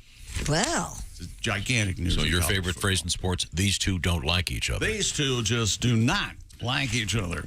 And speaking of southern states, a video of an Arkansas baseball fan is going viral. He wrangled a raccoon that found its way into the stands at Baum Walker Stadium. Yes, this all really happened. According to the Fort Smith Times record, Grant Harmon picked up the raccoon as it ran through the stands in left field during Arkansas baseball's series opener against Vanderbilt. That's a very bad idea. Anchor down. Video shared online shows Fayetteville native Grant Harmon grabbing the writhing raccoon by the scruff of its neck while nearby fans are cheering him on. All right. The 24-year-old told the Southwest Times that he carried the raccoon out of the stadium where he was met by University of Arkansas police officers who told him, "Throw the raccoon down into the parking lot and step away." Harmon did as he was instructed, but just as he let the raccoon go, it turned around and bit him. Oh, rabies shots. Meanwhile, he's awaiting the next 3 rounds of rabies shots. Harmon intends to return to Baum Walker for the next. Can I describe this situation? It's a fairly crowded stadium. Yes. There's a lot of people there, and he's holding this raccoon up above his head, and it's whipping around, like it says, writhing around. And he's raccoons don't like that, Tom. Scruff of the neck. Yeah, so he's getting rabies shots. Is that correct? Oh, yeah. Okay. Of course he is. Wow, that is a bad idea. All the way around, man. Yeah. Although it's kind of nice, got a souvenir. What? A foaming mouth? Yeah, I mean, it's raccoon night here at the ballpark. I don't have to tell you people about technology, do I? No. Do you still have to have a shot in your navel for rabies? Yeah. It used to be multiple shots in the belly. I don't know. Why it still is multiple. Why can't we have a pill to take care of this? That's a good question. What the hell? Well, no, they figured it out. Well, I think that the scientists have been working on other things other than rabies because there's a pandemic going on. I hope they're focused on that. No, I'm with Chick, and I'm going to take it one step further. Don't give me a pill. Give me a gummy. Come on, man. We all know what they can do. These An scientists. edible, yes. Thank Don't you. tell me. Don't tell me you're anti. Here we go. Anti-rabies vaccine. Well, you know what they're putting in the vaccine. Are you doing your own research? Tiny little transmitters are just the start in those vaccines, Tom. You know that. Did he get the raccoon signed, by the way? Did he get it signed? No, it's the Razorbacks, too. That's a pig. It's not a raccoon in Arkansas. Some lucky fan tonight will find a raccoon under their seats. If a raccoon goes into the crowd, it's yours to keep. Yeah, it's a pretty funny video, but don't do that. The guy has to have balls. I mean, yeah. I mean, you can do it. Just run expect up to a raccoon and yeah. Pat, do you have a tribute? Oh.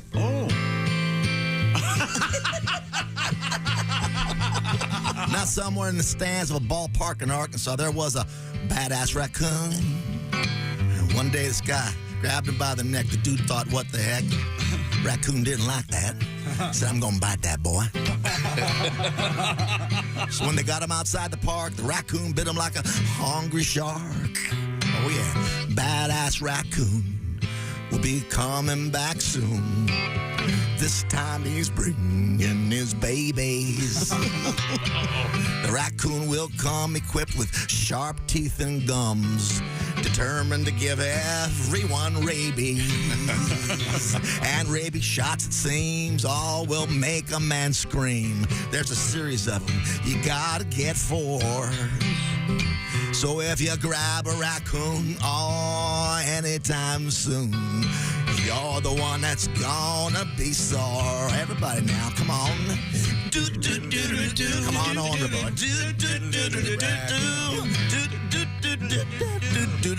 Rabies shots, just a series of 4. What a nice tribute to the Beatles. I couldn't sing along because I usually hit next. When that one comes You out. don't like That's that your one? favorite song, That huh? came out when people were afraid to tell the Beatles no. They had fun, huh? Did whatever they wanted. Hey, I got a song called Rocky Raccoon. Why don't we come back to that? Let's put a pin in that. Hey, you want to sing something for adults? I'd rather hear that than Hey Jude. Wow. Really? Is it because Hey Jude's been so overplayed for you? Yeah. I remember when Hey Jude came out, and I plainly remember being disappointed when I heard it. Well, it was great the first 10,000 times. Well, there's that. Okay, but there's certain songs you never get tired of, like Piggies. like the song. Hello there. Right now, I want to say hello to Chick McGee, who brought my Hi attention. there. Something called Simply Safe. It's time. Weekend's coming up. What better time to lock down your compound and get peace of mind? That's right. With your do-it-yourself home security system, Simply Safe, design it yourself online. But it's not always outside forces trying to get in that you need Simply Safe's protection. This is Terry's story. She's a Simply Safe customer. She was away for the weekend for her daughter's wedding. And the morning of the big day, she got a call from Simply Safe's 24/7 professional monitoring center. They let her know that her system had detected water in her basement. And if you've ever been around water in a house, those two just don't like each other. Even a little bit of water can cause thousands of dollars in damage. But Simply Safe detected it early. She made arrangements for the water to be shut off. Saved the day. It was a happy ending, and her daughter's wedding was beautiful, by the way. Simply Safe system and 24/7 professional monitoring. Totally comprehensive. You can have someone always having your back. Customize the perfect system for your home in just a few minutes at simplysafetom.com.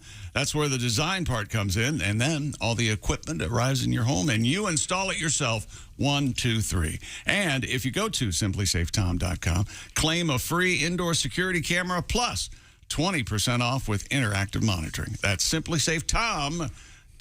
Oh, seriously. How many cameras do you have? 9. Think it's a little excessive? Nope. It's like switching the Super Bowl. I'm looking Chick's at phone. 10. Okay. Thank you very much. SimplySafeTom.com. Coming back, we have some pretty cool world records and a tribute to Korn. Pat, you got your Korn song ready? Oh, yeah, you know that one you do. What, it's my- No, it's corn. I love it when you do that. That's Haywood. Oh, the other one is Korn.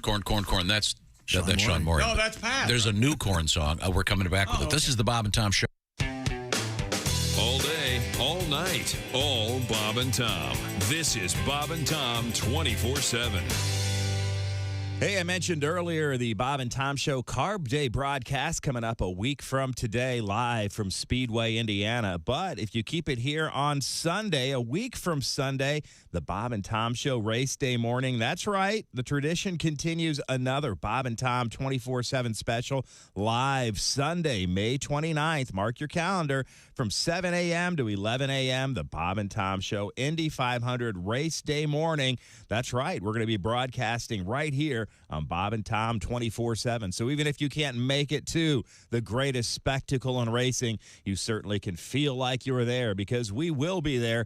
Willie Griswold and myself live from the infield, Bob and Tom and the rest of the cast there. It's going to be a great race day morning, and you can catch all the action right here on Bob and Tom 24/7. That's coming up a week from Sunday, May 29th. Again, 7 a.m. to 11 a.m. our Bob and Tom Show Race Day morning pre-race broadcast, and it's all going to be right here on Bob and Tom 24/7.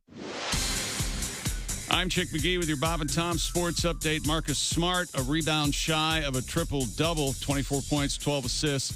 Celtics hammered the Heat in Miami, 127-102 to even the NBA's Eastern Conference Finals at a game apiece. NHL Stanley Cup, Ross Colton scored with just 3.8 seconds left in regulation. The Tampa Bay Lightning a 2-1 victory and a 2-0 lead in their Stanley Cup second-round series with the Florida Panthers. And the St. Louis Blues have also tied their Stanley Cup second-round series at a game apiece. David Perron scored twice, including the game winner in a 4-1 victory at Colorado. Major League Baseball action, Cincinnati and Cleveland got to play. The Reds beat the Guardians 4-2.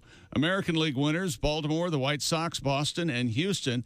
And in the National League, San Diego, the Mets, and Arizona all win. I'm Chick McGee, and that's your Bob and Tom Sports Update. Things you hear on the Bob and Tom Show. Comedian Renee Hicks has joined us in the studio. Morning, Renee. Good morning. Quite the sportswoman, I can Oh, tell yes, from your yes, yes. And we were conversation. talking about the WNBA. I just want to know, like, will there be, like, feminine hygiene commercials, like, sponsoring it? Because I think those things got to go. They're just too damn nasty. I mean, they got to stop. They got to stop talking about women's genitalia. I mean, and these women talking about douche. We don't do that, men. We don't go to the beach talking about douche.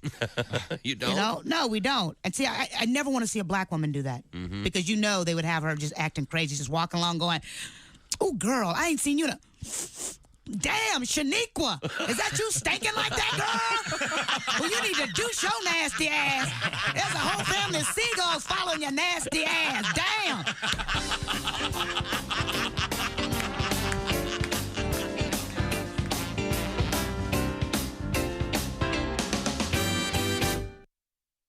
Morning laughter just might be the best medicine. No matter how hard I try, can't keep my hands off my face. Bob and Tom 24/7.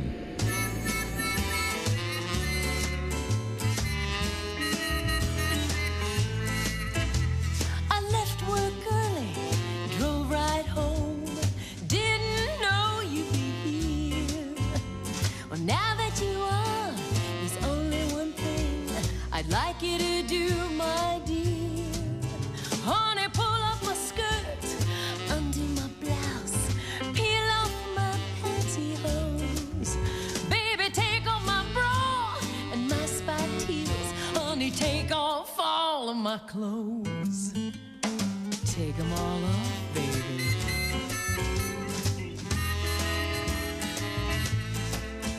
Honey, pull down the shades, turn down the lights, lock up all of the doors.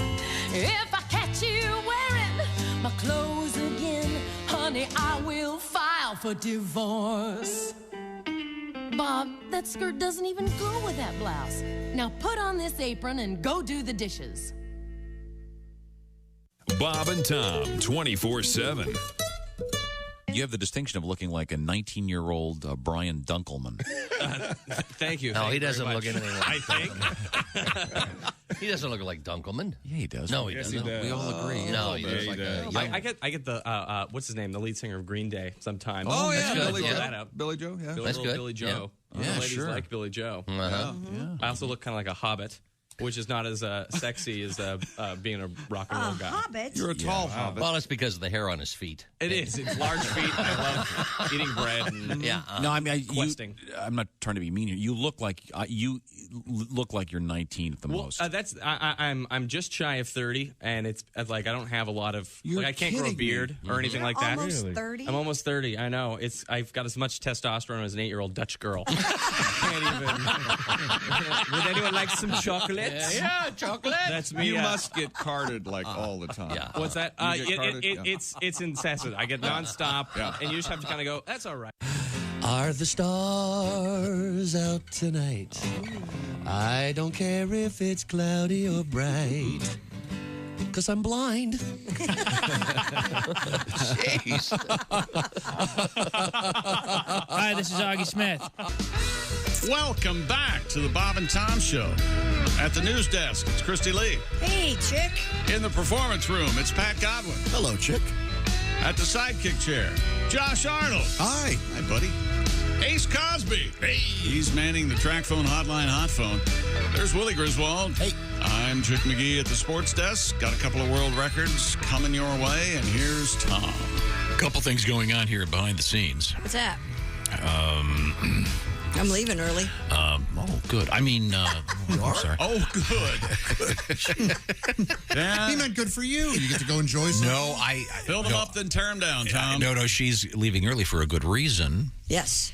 How much of detail can I give on this? You can give as much as you want. Did you make sure it's not a surprise? It's not a surprise. I know it's not. Coming up, let's see, a week from Sunday, 106th running of the Indianapolis 500. And those cars are going very fast. Yes.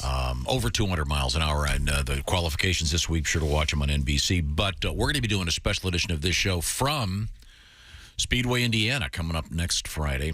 But there's a thing you may have seen on TV. It's called the two-seater. Mm-hmm. And it's an Indy car, and the seats are one in front of the other. Right. And you can purchase a ride on that. Right. And a couple of my friends who are real deep IndyCar fans have done this. And if you think that when those cars go by, they're looking kind of quick, when you're sitting in one, it's terrifying. Well, I did this once live on the air. If you recall, I remember the screamed. screaming. Yeah. Yeah, Well, the whole time. you could hear her coming way down the track. Don't take this down Volga Road. My guy is a huge IndyCar fan. I mean, and he's never done this. Never, and I was shocked when he said he'd never ridden in the two-seater. So what? Who was going to be driving that car? Mario Andretti. Whoa. Awesome. When I did it, Davey Hamilton did it. The Mario Andretti? The Mario Andretti. Well, Mario Andretti would have sure been proud. He really wanted to hold out and wait until Mario could do it, and we finally, keep your fingers crossed. All right. It'll be this morning, so... Okay. Yeah. I bet his blinkers on the whole time. Oh, I bet not. Oh, God, I wish you were here to hit you in the face with a wrench. I will never forget this. Bobby Rahal was on David Letterman back on the old NBC show, and David was talking to him about what is it like to drive over 220 miles an hour. And Bobby Rahal said, well, believe it or not, you get used to it. I can't believe that. You know, it's like when you're on bust in a way on the freeway when you're going 80 and then you slow down at an exit ramp. It's like, well, I'm crawling and you're still going 50. You know, it's but still. But I mean, yes, you're still going. People in front of you. The human mind, Tom. Yeah, we'll be talking about that coming up this week and next week, I should say. Right now, off the air, we were having an argument about. Well, it's the same argument, really. We just switched topics. Yeah. What are we fighting about now? Farther versus further. Oh, God. Yeah, And, I walked out on that. Do not care. Well, see, it's sort of a technical issue. Historically, but at this point, they're interchangeable. Okay. But as Josh pointed out, further is primarily used for intangible distances. So I'll see you further on down the proverbial road. Oh, yeah. So And there's that's no intangible. distinct. Right. Although further on technically up the it road, would be farther on up the road. No, I said proverbial road. So in that case, you would use further. Right. Okay. But Please of course, listen. Eric Clapton. Oh, gosh. Eric, of course. Any excuse to play Eric. Yeah, that's what this was. He didn't sing it, though. How about this? Now, Eric's tour, by the way, Oh, my God. temporarily halted because of He's continuing to lose his mind. he's had a couple of rough years there. Oh, who brought up Eric? His opinions are different than mine, therefore he must be crazy. That's exactly right. Well, He actually did get the vaccine, so. okay. And my But he did favorite catch person Eric on the has show announced is Chick, not Eric Josh. has announced the North American tour, by the way. Oh, yes. Coming up in the fall. Okay. I'll be there further. You know It's what? further I down think the road. Yeah, I think you're a the little tour is crazy, further my on friend. up the road. Yeah. Oh, I'm Yeah. sorry. here's a sports note. Ready? The Iowa Hawkeyes and the Indiana Hoosiers played a college baseball game in Big Ten action yesterday. Cool. Indiana led the game 13-2 and lost 30-16. What? Yes, an 11-run lead for Indiana turned into a 14-run loss. Lightning strike? What happened? What the hell? Center fielder for Iowa led the comeback with an unbelievable performance. Wow, his name's for Iowa and he plays for Iowa? That's so That is weird. Center fielder Your name's your destiny. Notice the chick's itching his cheek with that Kyle one finger. Huckstorf. The king of wit. I'm going to put online everything that Josh really believes and just sit back and watch the fun. Kyle Huckstorf led the comeback for Iowa. He went 6 for 7, 3 home runs, and 12 runs batted in. wow. That's very good. 3 home runs, Tom. Who was pitching? It was Iowa's 10-run T-ball, inning. Christy. No, it's college, but never mind. Can they That's replace amazing. a pitcher? Stupid world record. Now you're talking about something I can get behind. All right, what? A chef in the UK has created the world's largest. Oh, I didn't see that part. What is it? The world's largest Scotch egg. Oh, I'm those not are a no. fan. Either am I, and I'd I like love to be. Scotch egg. Oh, you do? So good. Yes. Oh. But Well, this is a vegetarian Scotch egg. What? Well, they were going to try to do a vegan Scotch egg, but, you know. Well, The you eggs can't. Yeah, thank you, Christy. What about they can make egg beaters, right? Yeah. I mean, you can't shape it into an egg, but I don't think that would count. You can get fake eggs shaped Aren't like egg an beaters made of real eggs? Just Yeah, I thought they were, removing too. the Yeah. yolks, Are they? I think. Yeah. So that would that would be an animal product. You ever get the long egg chick, where they take the inside and the outside and they make a big long egg for You the can slice salad it for bars, have you salads? seen the Oh, yeah. where they cut those up? Yeah, no, but I this is prefer the fake eggs. this is a giant. It looks like this thing's the size of a football. Oh, But- so it can be held. It's yeah, not. but Okay. keep going. It's not made of. Wait to see what it's made of. According to reports, Mr. Lee Evans, the in-house chef at Specialty From Egg Mouse Hunt? producer. Oh man, that guy. He's a good comedian. He's really great. The egg producer Clarence Court earned the Guinness World Record title with a vegetarian egg weighing 18 pounds 5 ounces. According to Clarence Court, the record-breaking treat, which was made with a nearly 4-pound ostrich egg, took 6 hours to create. Other ingredients included 7 pounds of marrow fat peas. Yes, they love their mushy peas. in the United Kingdom. And sticky toffee pudding. 3 pounds of frozen peas and 2 pounds of grated cheddar cheese. There you go. But the average Scotch egg don't they have bacon in them or something? Or it's kind of wrapped in a They're wrapped in- meat type yeah. thing. The one like I've a had crumbly. And with the crust? really good breading and Yeah. sausage. And every now and then you get one with sausage. Yeah, Man, I must have had a bad one. I'd like to try it again. it's really. It sounds perfect. And I dare I ask, is that the biggest egg? I mean, short of a ostrich? dinosaur. An ostrich? Is Boy, that the biggest egg out there? I would think so. Oh. Emu. Emu could be up there. Yeah. Okay. Well, giraffe eggs have to be pretty big. Well, wait a minute. Giraffe. You know, when they When those babies hatch, it's unbelievable. their necks too long. Oh, yeah. Right away. Now you don't go to like a nice breakfast place and Yeah. you don't go to the Broken Egg and go, I'd like ostrich eggs, please, 2 poached. No, that's tough. Can you get them? I mean, is there Ostriches lay the largest eggs in the world. But is there a store where you can buy these things? There has to we be. talked about this. Yeah, we wanted to get before. turkey eggs at one point. You Right. can get duck eggs. Those are readily available. Huh. I mean, Now, this says reasonably. There's some goose eggs out in my backyard. Would you goose me, Lex? I would be happy to. Okay. Happy to? I didn't want that. That's how happy I'd be. that moment get away. Yeah, I can get you some ostrich eggs here, Tom. Really? Fresh eggs. How big are they? They're now available. Oh, these say for hatching. Oh, we can grow our own ostriches? Can we have a pet ostrich, please? By the way, that would not be a vegetarian. Okay, egg. fresh. If there's an ostrich fetus in the thing. Fresh emu eggs for eating are not available now.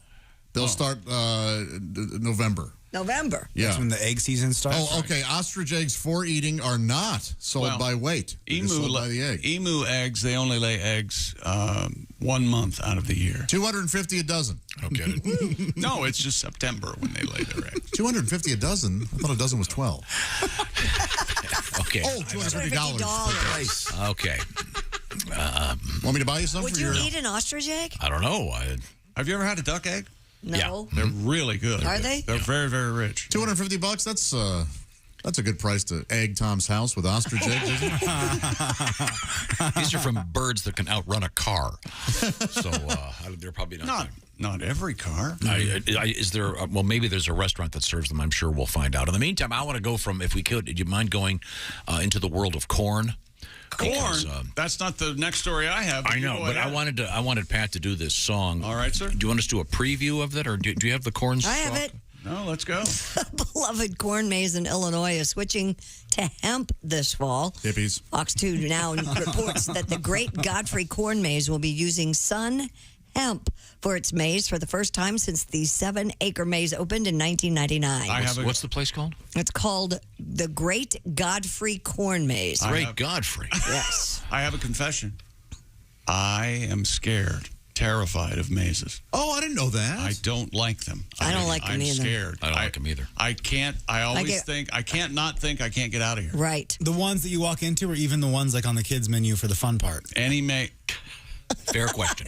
I just didn't know if it was a mental thing or not. Are you Here I afraid am. of children's menus? Of course I'm afraid of children's menus. Who isn't?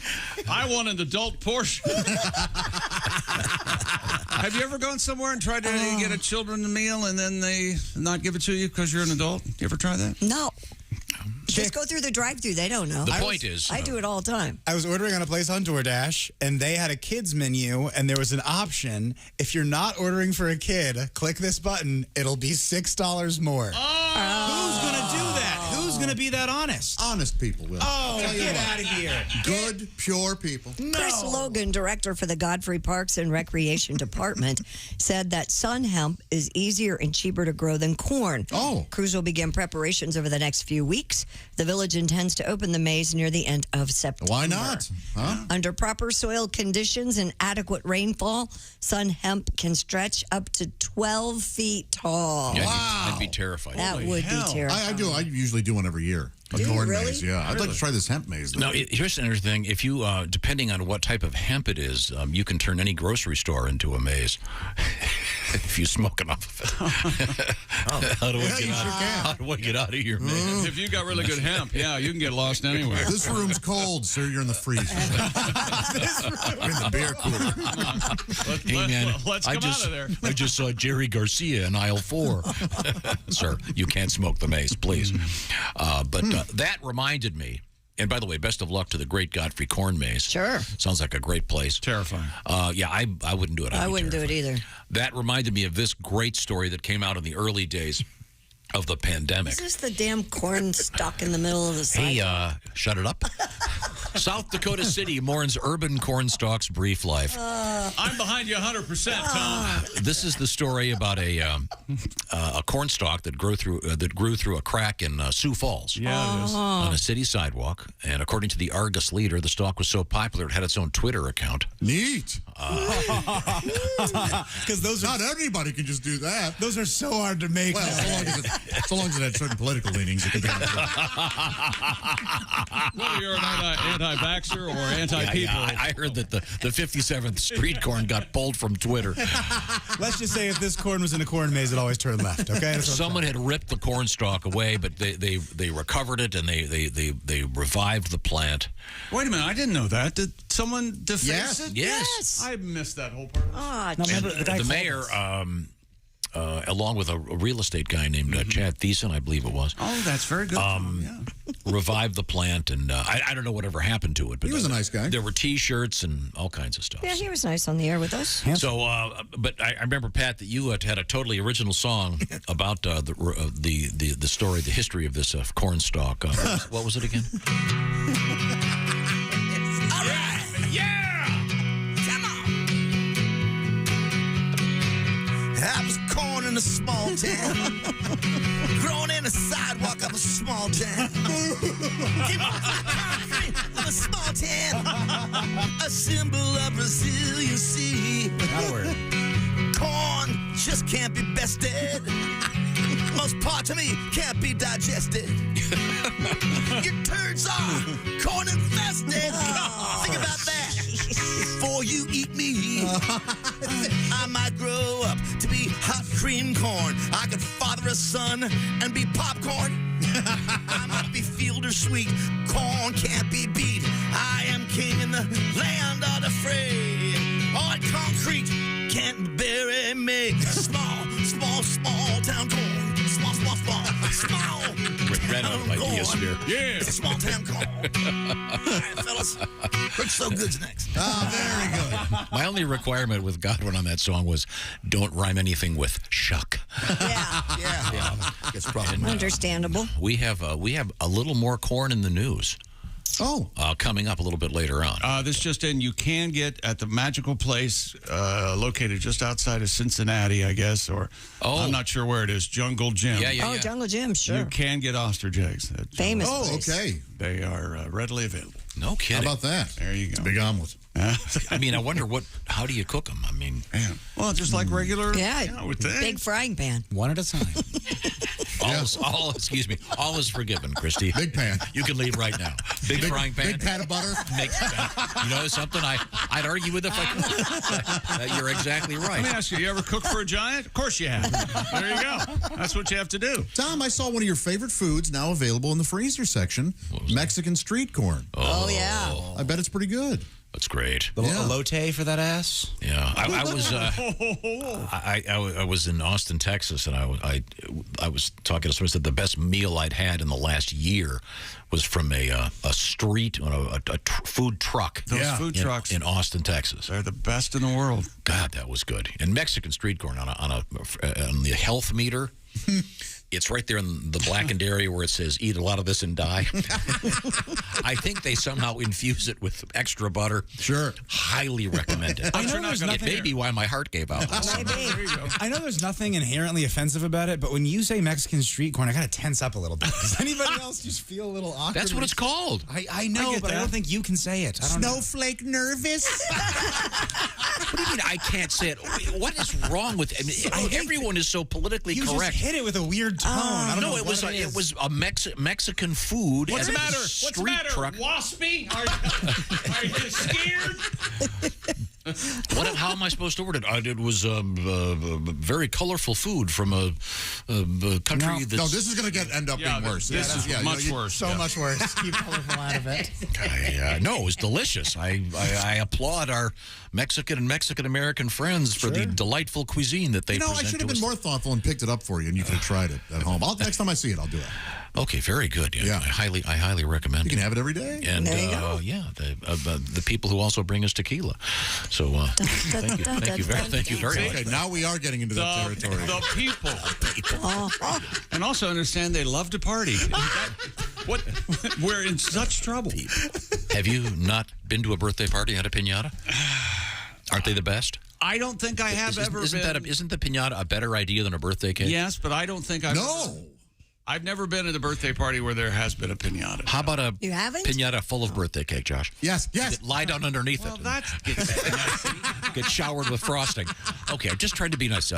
Try some Mexican street corn. Tell them I sent you.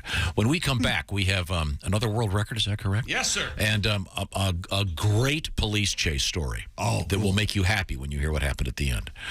This is the Bob and Tom Show. You can find us on Twitter at Bob and Tom, or you can email us at bobandtom@bobandtom.com. This is the Bob and Tom Show.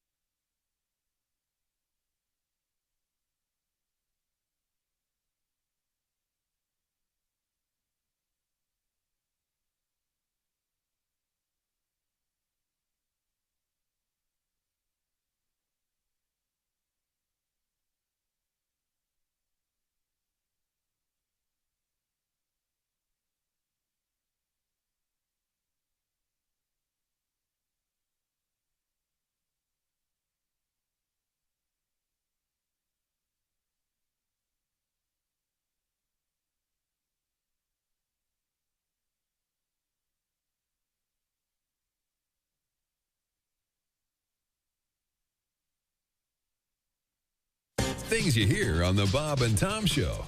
Now, this is exciting. Thank you very much for being here. You're on the Albert Brooks Show.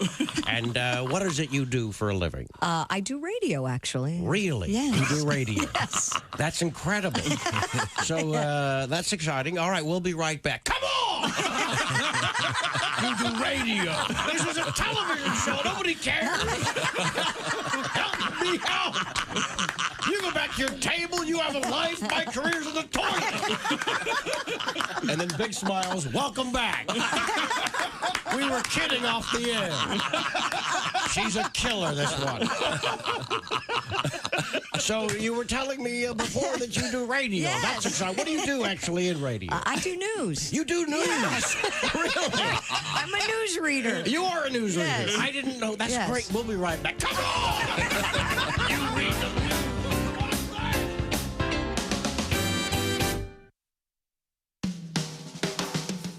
Hello. You're listening to Bob and Tom 24/7. This has been Chick McGee speaking. Don't forget about Bob and Tom tonight. Coming up tonight, 8 p.m. Eastern, 5 p.m. Pacific, a video webcast of highlights of today's show tonight. Just check our Facebook page, our YouTube channel. See bobandtom.com for more details. It's Bob and Tom tonight, 8 p.m. Eastern, 5 p.m. Pacific. If you haven't watched it yet, what are you waiting for? Come on. It's the best of today's show tonight. That's why we call it Bob and Tom Tonight. Again, 8 p.m. Eastern, 5 p.m. Pacific, right there on Bob and Tom's YouTube channel. Jeff Oskey and the news we failed to mention coming up. Hi, everybody. Christy Lee with your Bob and Tom Entertainment News Update. Tom Cruise says he feels a kinship with Prince William. The two appeared in London for the UK premiere of the new Top Gun movie. Cruise says he and Williams have a lot in common, that they both love England, both are aviators, and both love flying. William and his wife Kate joined Cruise yesterday on the red carpet for the UK rollout of Top Gun Maverick. On Sunday, Winona Judd said she will go through with plans that she made to tour with her mom, Naomi, before Naomi killed herself last month, telling fans she hoped they'd carry her through. Now, other country music stars have pledged to do the same. Joining Winona on tour will be Faith Hill, Trisha Yearwood, Brandi Carlile, Little Big Town, Martina McBride, and Ashley McBride. The Judds' final tour was to start in September. Meanwhile, a final stop has been added. It will be in the Judds' home state of Kentucky in October. And the electronic composer who wrote the Oscar-winning score for the movie Chariots of Fire has died. Greek media reports Vangelis died in a French hospital Tuesday. He won the Oscar for the 1981 Chariots of Fire and then went on to score many movies, documentaries, and TV shows. And that's your news. I'm Christy Lee. More of the Bob and Tom Show on the way. Ladies and gentlemen, Bob and Tom. I've got a nice buzz going on the dock. This is what I put on. It's brilliant. Scare my niece and nephews with my weird dance moves. I like your dance moves. So do I. Uncle Josh, go! I was once out strolling one very hot summer's day. I don't like any song that starts with talking. Oh, no, this is a good one. I've never heard talking in a song and gone, oh, good. And the groove is... Bob and Tom in the morning and highlights all day long. The Bob and Tom Show, weekday mornings at 6 a.m. Eastern on Bob and Tom 24/7. Essential Morning Radio. All day and all night. Some like bud, some like Schlitz, but for me, it's Bob and Tom 24/7. 24/7. 24/7. Hello and welcome to Spit Take Theatre. This week's Spit Take Theatre presentation at the water cooler. Man, I can't wait until the new episodes of Survivor are shown. I've really become addicted to those reality shows. Oh, I am too. I live for Rupert. I love that guy. I've wanted to be a Survivor contestant ever since the first one. The locations they stay at are so beautiful. Oh, yeah, they sure are. Hey, would you ever do Big Brother? Well, actually, I've already done my Big Brother. Huh? I haven't done my father or my grandpa yet. You've slept with your Big Brother Dave? Well, yeah. Wow, small world. I slept with your Big Brother Dave. What? Yeah, he's cute. This has been Spit Take Theatre. Wow. Join us next week for another edition of Spit Take Theatre. Well, that took a nasty turn, didn't it? Hey, this is Larry the Cable Guy, and you're listening to Bob and Tom 24/7. Boy, better get up, get some exercise. Comedian Matt Weinhold is here with us. I think that you should avoid all sort of living with anyone. Even if you're married, don't live with them because that'll mess it up. That's what messes it up. Because, like, remember, like, when you're dating, it's so great, it's so fun. You go on these dates and you go and you get coffee and you see movies and you talk and you have this wonderful sex and it's, I love you and I love you. And then you go home and I love my cable and I love my refrigerator. I love my life. they move in and then they're right in your face. Hi, we live together now. Hi. What are you doing? What are you thinking? How about now? Or now? How about now? That was yesterday. What about now? Where are you going? What are you doing? Who was that called? Essential Morning Radio. All day and all night. Might as well shoot me when the beer runs out. Bob and Tom. Media platforms right now. Hey, welcome back to the Bob and Tom Show. Christy Lee, for now, at the news desk. Yep. Lord, I'm down. She's Why are you down? Have mercy. Jetting off here in a minute. What's wrong with him? What are you doing over there, Blind Griswold? That's not quite the blues. I'm trying to. That's the powder blues. Those are one of my favorite. Well, yeah, my favorite NFL. I'm wearing fancy shoes. The Chargers powder blue. I got the powder blue from Nike. Pat Godwin's in the performance room. You know it. Play the corn song again. There's Josh Arnold at the sidekick chair. Pat's all mad. I do love that song, man. Pat's all mad. What's wrong with Pat? He's mad because on the poster for next Friday's show, his head. Yeah, I know. In the process of doing the posters, it features the puppets, and we had to get the logo in. So make sure PJ had to shrink a couple things. Oh, jeez. He shrank Pat's head like 10%. Afterthought. But he's got his own space. We were all smooshed together. Thank you, Ace. You can move me down in the corner. I don't care. Let's not pretend that if you were not at the top, you wouldn't have something to say about it. And a lawyer. Ace, I'm surprised you're not saying, why am I not top middle? Why am I not center stage? If Ace had something to say, it would turn into a federal case, okay? I was not featured in the last video, so. Okay. Boy, oh boy.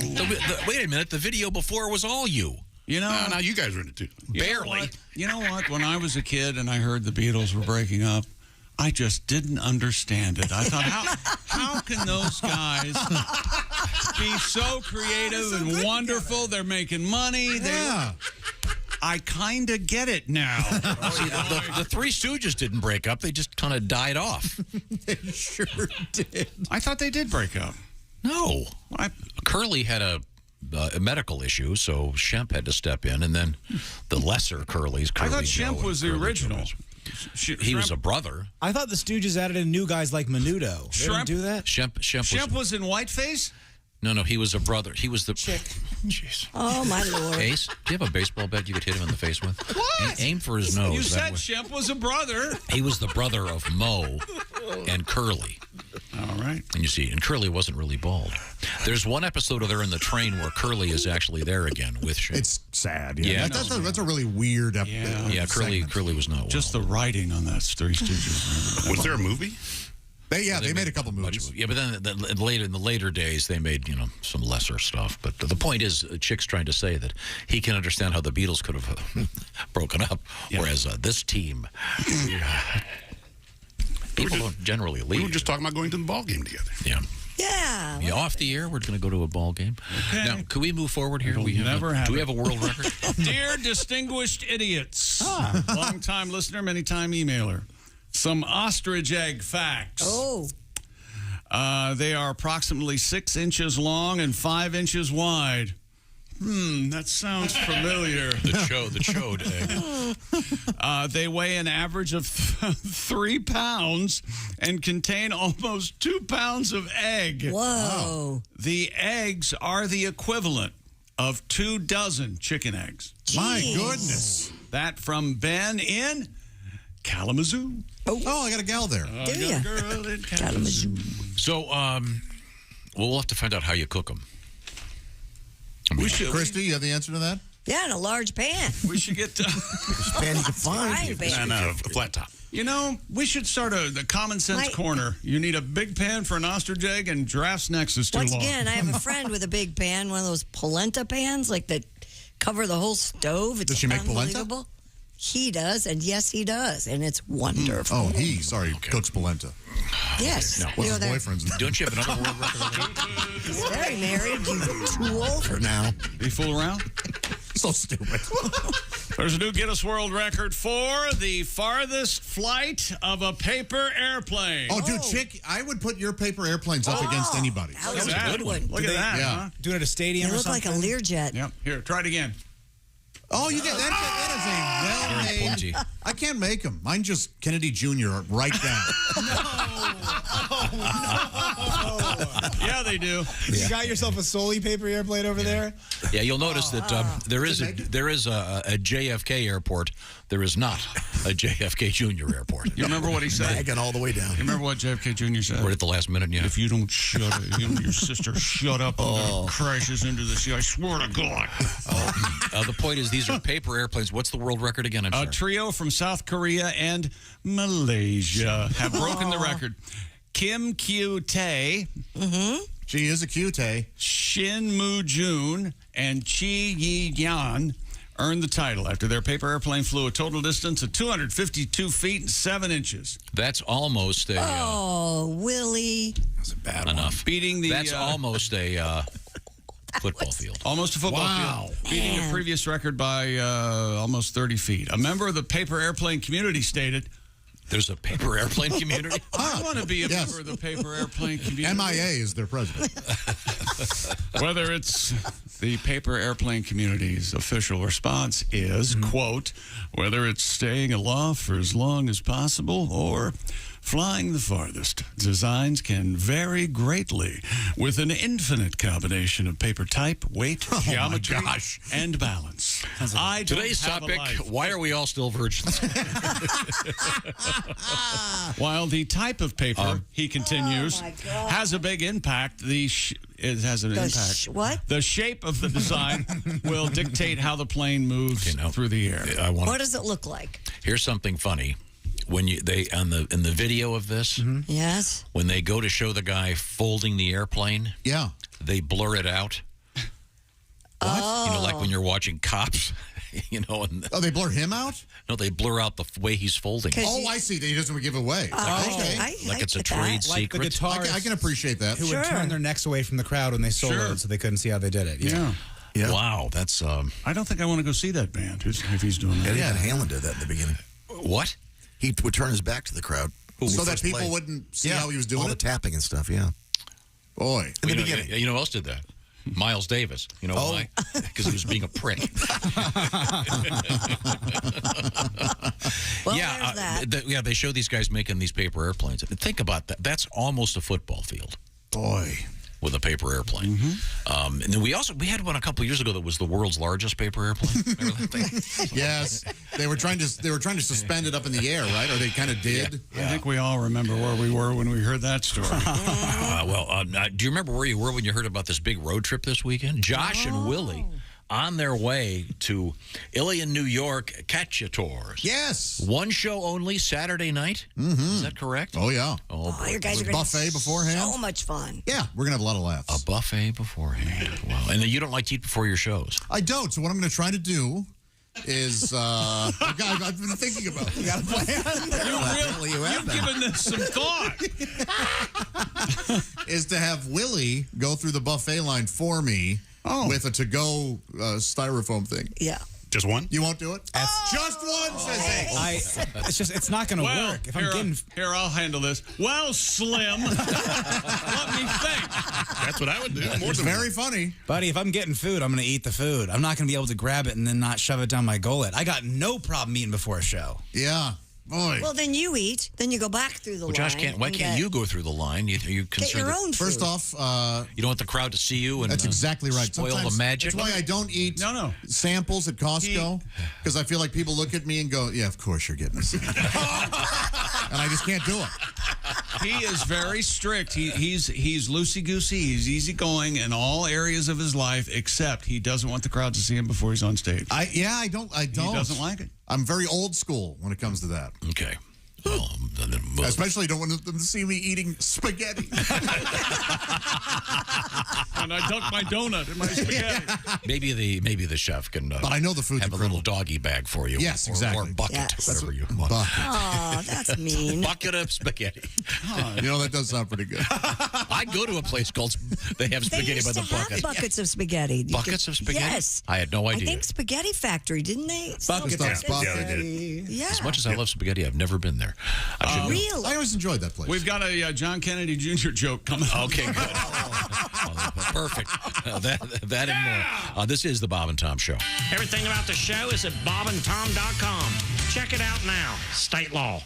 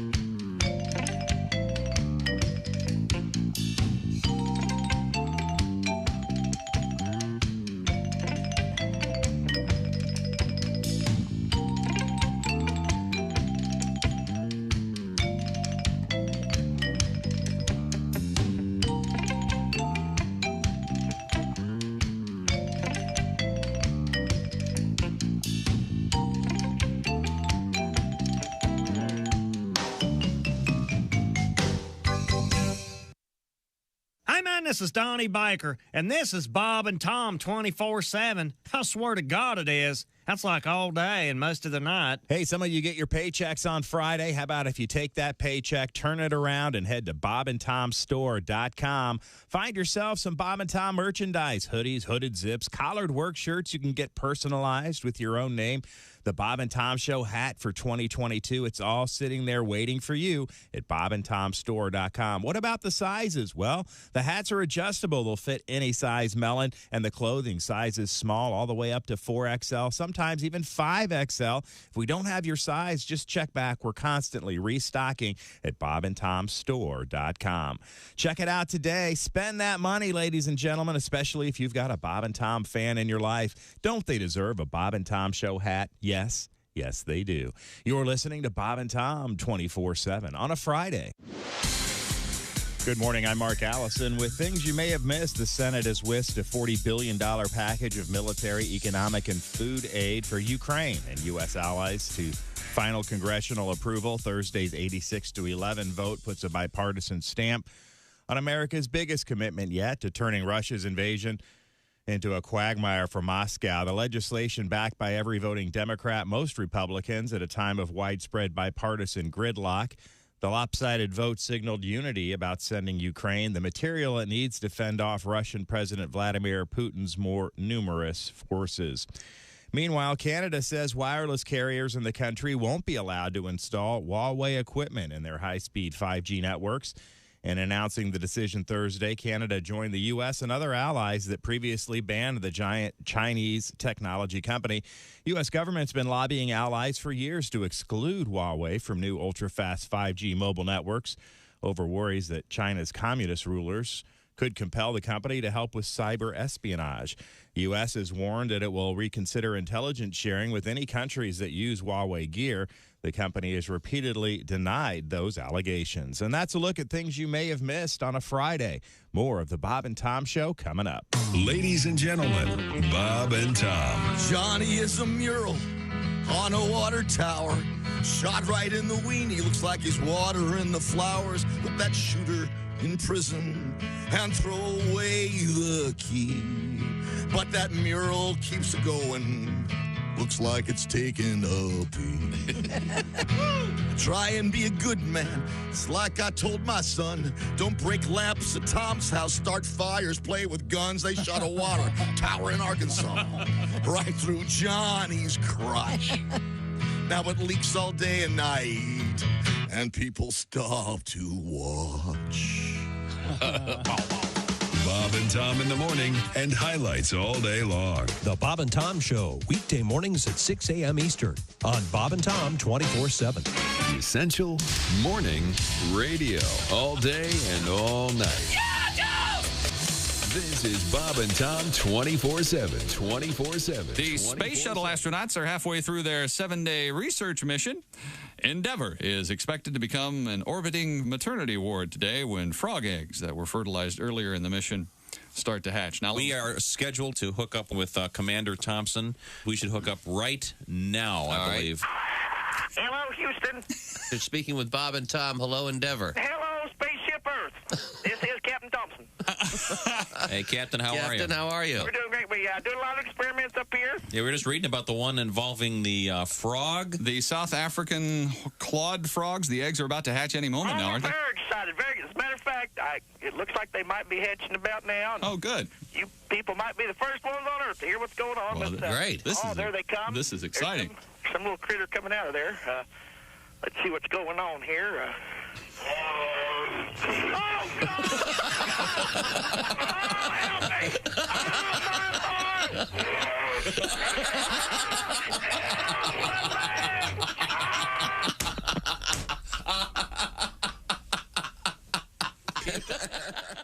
Hey, folks.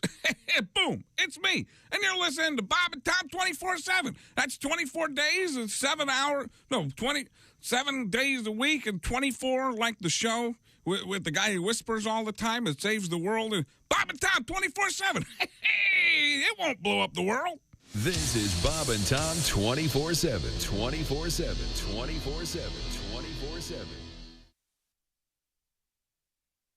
95. Hi, welcome back to the Bob and Tom Show. Christy Lee on assignment. Jess Hooker will be here. There's Pat Godwin in the performance room. Hey, chick. There's Josh Arnold at the sidekick chair. You better believe it. Yep, there's Ace Cosby manning the track phone hotline, and he's got that gorgeous Omaha steak joke of the day. Do you already do one? Not officially. That's right. I thought he redid yesterday's by request. There's Willie Griswold. We're doing replays before new episodes of the joke of the day. I think that's great. That's a recap. Just giving people a taste of I'm what's to come. Chick So I'll McGee, just do my hour. And there's Tom. Thank you very much, Chick. You're welcome. Now, did we finish sports, or did you have one more? One more here. Hello, dummies. Hi. You were talking about big eggs. Well, everyone knows that fish lay eggs, so whale eggs must be huge. They must be. I mean, Jew. And then Jason adds, "See, Josh, that's how funny is done." Oh, wow. All right. This is some kind of it's a mammal joke. I appreciate on there. the lesson. That's from Jason in a little place we like to call Michigan. Now, this is, we're talking about this because of the world's largest Scotch egg. Yes. That was today's world record. And one of the world that was sort of part of our sports broadcast.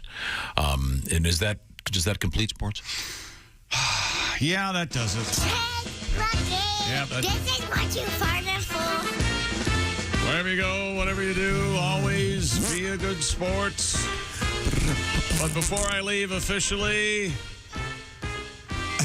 Steven sends us this email concerning John Kennedy Jr. Yes? You know, prior to the plane crashing, he dated Daryl Hannah. Mm-hmm. She starred in Splash. Coincidence? Wow, that is staggering. Poor taste. Was she an RYL, Daryl Hannah? She is. No. A double L, I think. Yeah, RRELL. Is that what he has Very good. here? That's not very, very informative. Now, we have... How about a Pat Godwin song? How about that? Well, we could get to one in a moment. All right, sorry. A couple I got a of things. song about Josh and Willie. Okay.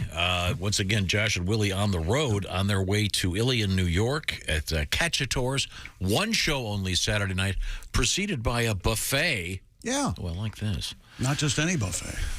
What kind of buffet? It's gorgeous. Oh, okay. It's a gorgeous buffet. Go ahead, Pat. Now, they got a long ride ahead of them today in the car. 10 hours in a car. Josh and Willie have to drive real far. Up to Cacciatore's in New York, our comedy stars. 10 hours in a car. Hour 1, sure is fun. Hour 2, don't know what to do. Talk or play, Willie takes a nap. Accidentally falls in Josh's lap. Yeah. Hour 3, and Willie's high. Smelling up the car with his French fries. Hour 6, play Spotify. Josh is speeding, going 85. Hour 9, pay a fine. They both feel like hell. Stop at a hotel. There you go. All right. Now, it's my understanding you guys are going to stop at one of those Niagara Falls hotels with the heart-shaped bathtub. We'll see. There's chatter of that, but it depends on just how tired we are. Please make that happen. That would be amazing. No, you just both of you laying there, no shirts.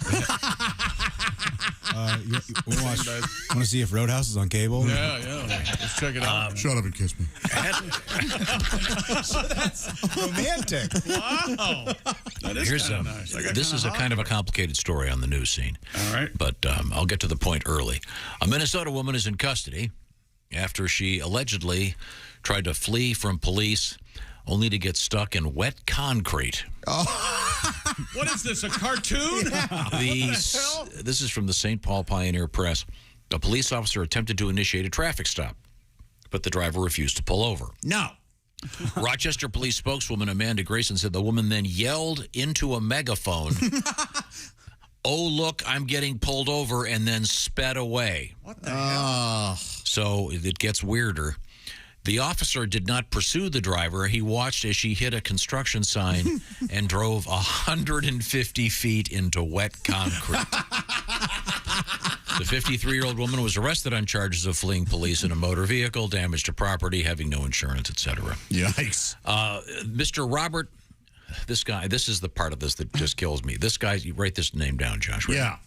His name is Cemanko. Cemanko. How would you pronounce Robert's last name? Semanko? Semanko, yeah. You know what he does for a living? He's the president of Chippewa Concrete. His name sounds kind of like cement. Semanko. He's the cement man, Mr. Semanko. He said they had just finished laying the concrete when the incident occurred. He and his coworkers had to spend 2 hours relaying the concrete and smoothing it over. Oh. He goes, well, this happens about once a year. And then he goes, it's early in 2022, so maybe we'll get it twice this year.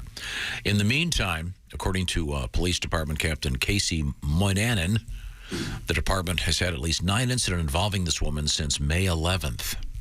Man. The department says they received multiple complaints about her driving, and she uses a bullhorn to yell at people. I was just lunatic. I was just going to say, yeah, why? She just, when she's out, she has her bullhorn with her. Yeah. What the hell? So this is just a legitimate crazy person. Yeah. I would think so. Although, after driving into the concrete now, she's a hardened criminal. Oh my God. you feel good about that? But this does sound like, what is it? Is it the Roadrunner who this typically does the concrete gag? Yeah. And the Roadrunner runs right over it. I'm sure. And Wile E. Coyote goes into it and gets stuck in the concrete. Yeah. Wile E. Coyote's, I know he's had concrete dumped on him. He starts to run and he just freezes eventually.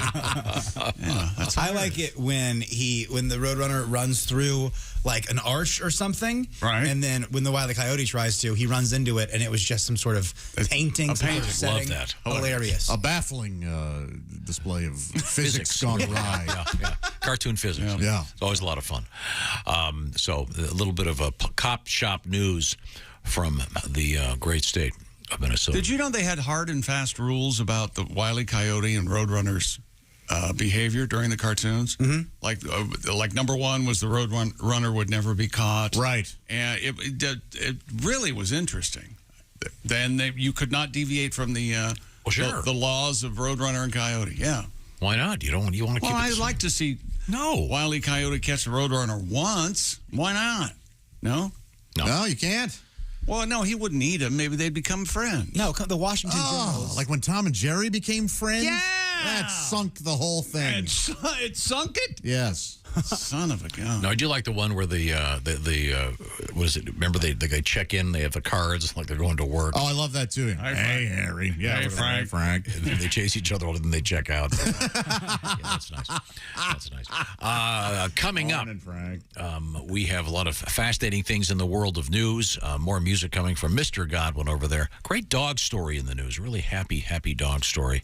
And a couple of interesting births, including one on a Frontier airline flight. Oh my! Not on the Frontier. Right? I will have I will have all 11 rules for the Roadrunner and Coyote.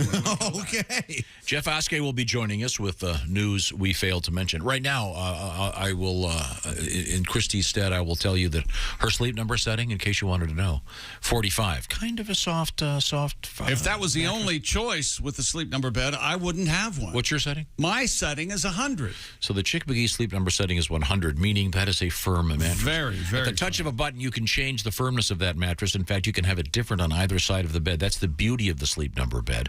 And this is Better Sleep Month. You can find out some great news about sleeping just by going for free to mysleep30.com. You can also go to sleepnumber.com/BT show and find out about Sleep Number's Memorial Day sale.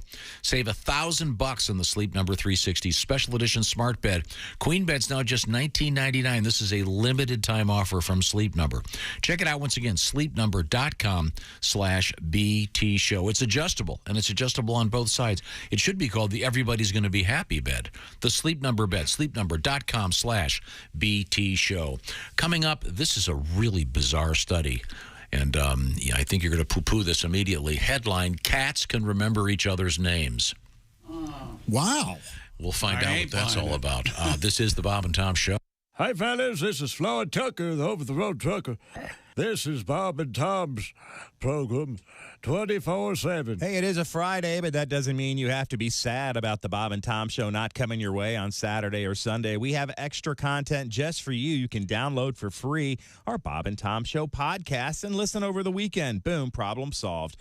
For free. Did I mention that? BobandTom.com/podcast, the Bits and Pieces podcast, that Josh Arnold podcast, and the Bob and Tom Show extra podcast, all sitting there waiting for you with great production value, great interesting content. And did I mention the cost? That's right. There is no cost. It's free. BobandTom.com/podcast. If you haven't downloaded them or given them a shot, what are you waiting for? Do it this weekend while you got time. Again, free. BobandTom.com/podcast.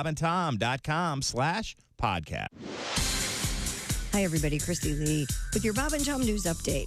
A closely divided House has approved legislation to crack down on alleged price gouging by oil companies and other energy producers as prices at the pump continue to soar. A bill backed by House Democrats would give President Biden authority to declare an energy emergency that would make it unlawful to raise gas and home energy fuel prices in an excessive or exploitive way. Imagine going to the store only to find that when you go to the checkout, none of the barcodes can be read. That's a situation facing voting officials in Oregon trying to figure out the winner of a key U.S. House race. The tens of thousands of ballots apparently printed with blurry barcodes, meaning they can't be tallied by vote counting machines. That means the results of the race voted on Tuesday may not be known for weeks. It's giving a black eye to Oregon, one of the first to adopt the vote by mail rules, and a state seen as a nationwide leader in both voter access and equity. And rescuers helped save dolphins stranded on Cape Cod Wednesday. They got stranded in a shallow part of the Herring River on Cape Cod, Massachusetts. Their fate changed for the better thanks to the work of more than 40 experts, interns, and volunteers. They had to work quickly, though, to help the Atlantic whiteside dolphins because the tide was heading in and dolphins could have been stranded again once the tide rolled back out. They were released into deeper waters off Providencetown before that happened. And that's your news. I'm Christy Lee. More of the Bob and Tom Show on the way. Things you hear on the Bob and Tom Show. Yes, I have been doing lots of research, and now if you tell me who your favorite band is or what your favorite movie is or even what your favorite book is, I can tell you what you are saying about yourself. Okay, Christy, can we start with you? Do you mind? Christy, Right, favorite band? Favorite movie. Road, band, is it no Roadhouse? movie. Did we say? Not Roadhouse. Okay, That's not the movie Roadhouse. that you can't turn away from. Favorite movie? My favorite movie. Yes. Breakfast at Tiffany with Oh, Audrey my. Are you Hepburn. serious? Yes. Oh, boy, that's going to be a really mean one for me to start out on. I can Ooh. tell you what you're saying about yourself is I'm not nearly as cute as I think I am. That's what that says about you. It's awful. okay. It's okay. I'm sorry. I hate to start off on such a mean note. I got you. How about your favorite band, Christy? Say Michael Bubble or Can I whatever. say the hell. Maroon 5? Sure, Maroon go ahead. 5? Yeah. Okay. If your favorite band is Maroon 5, what you're saying about yourself is, man, 10% off every purchase? This Gap credit card was the best decision ever.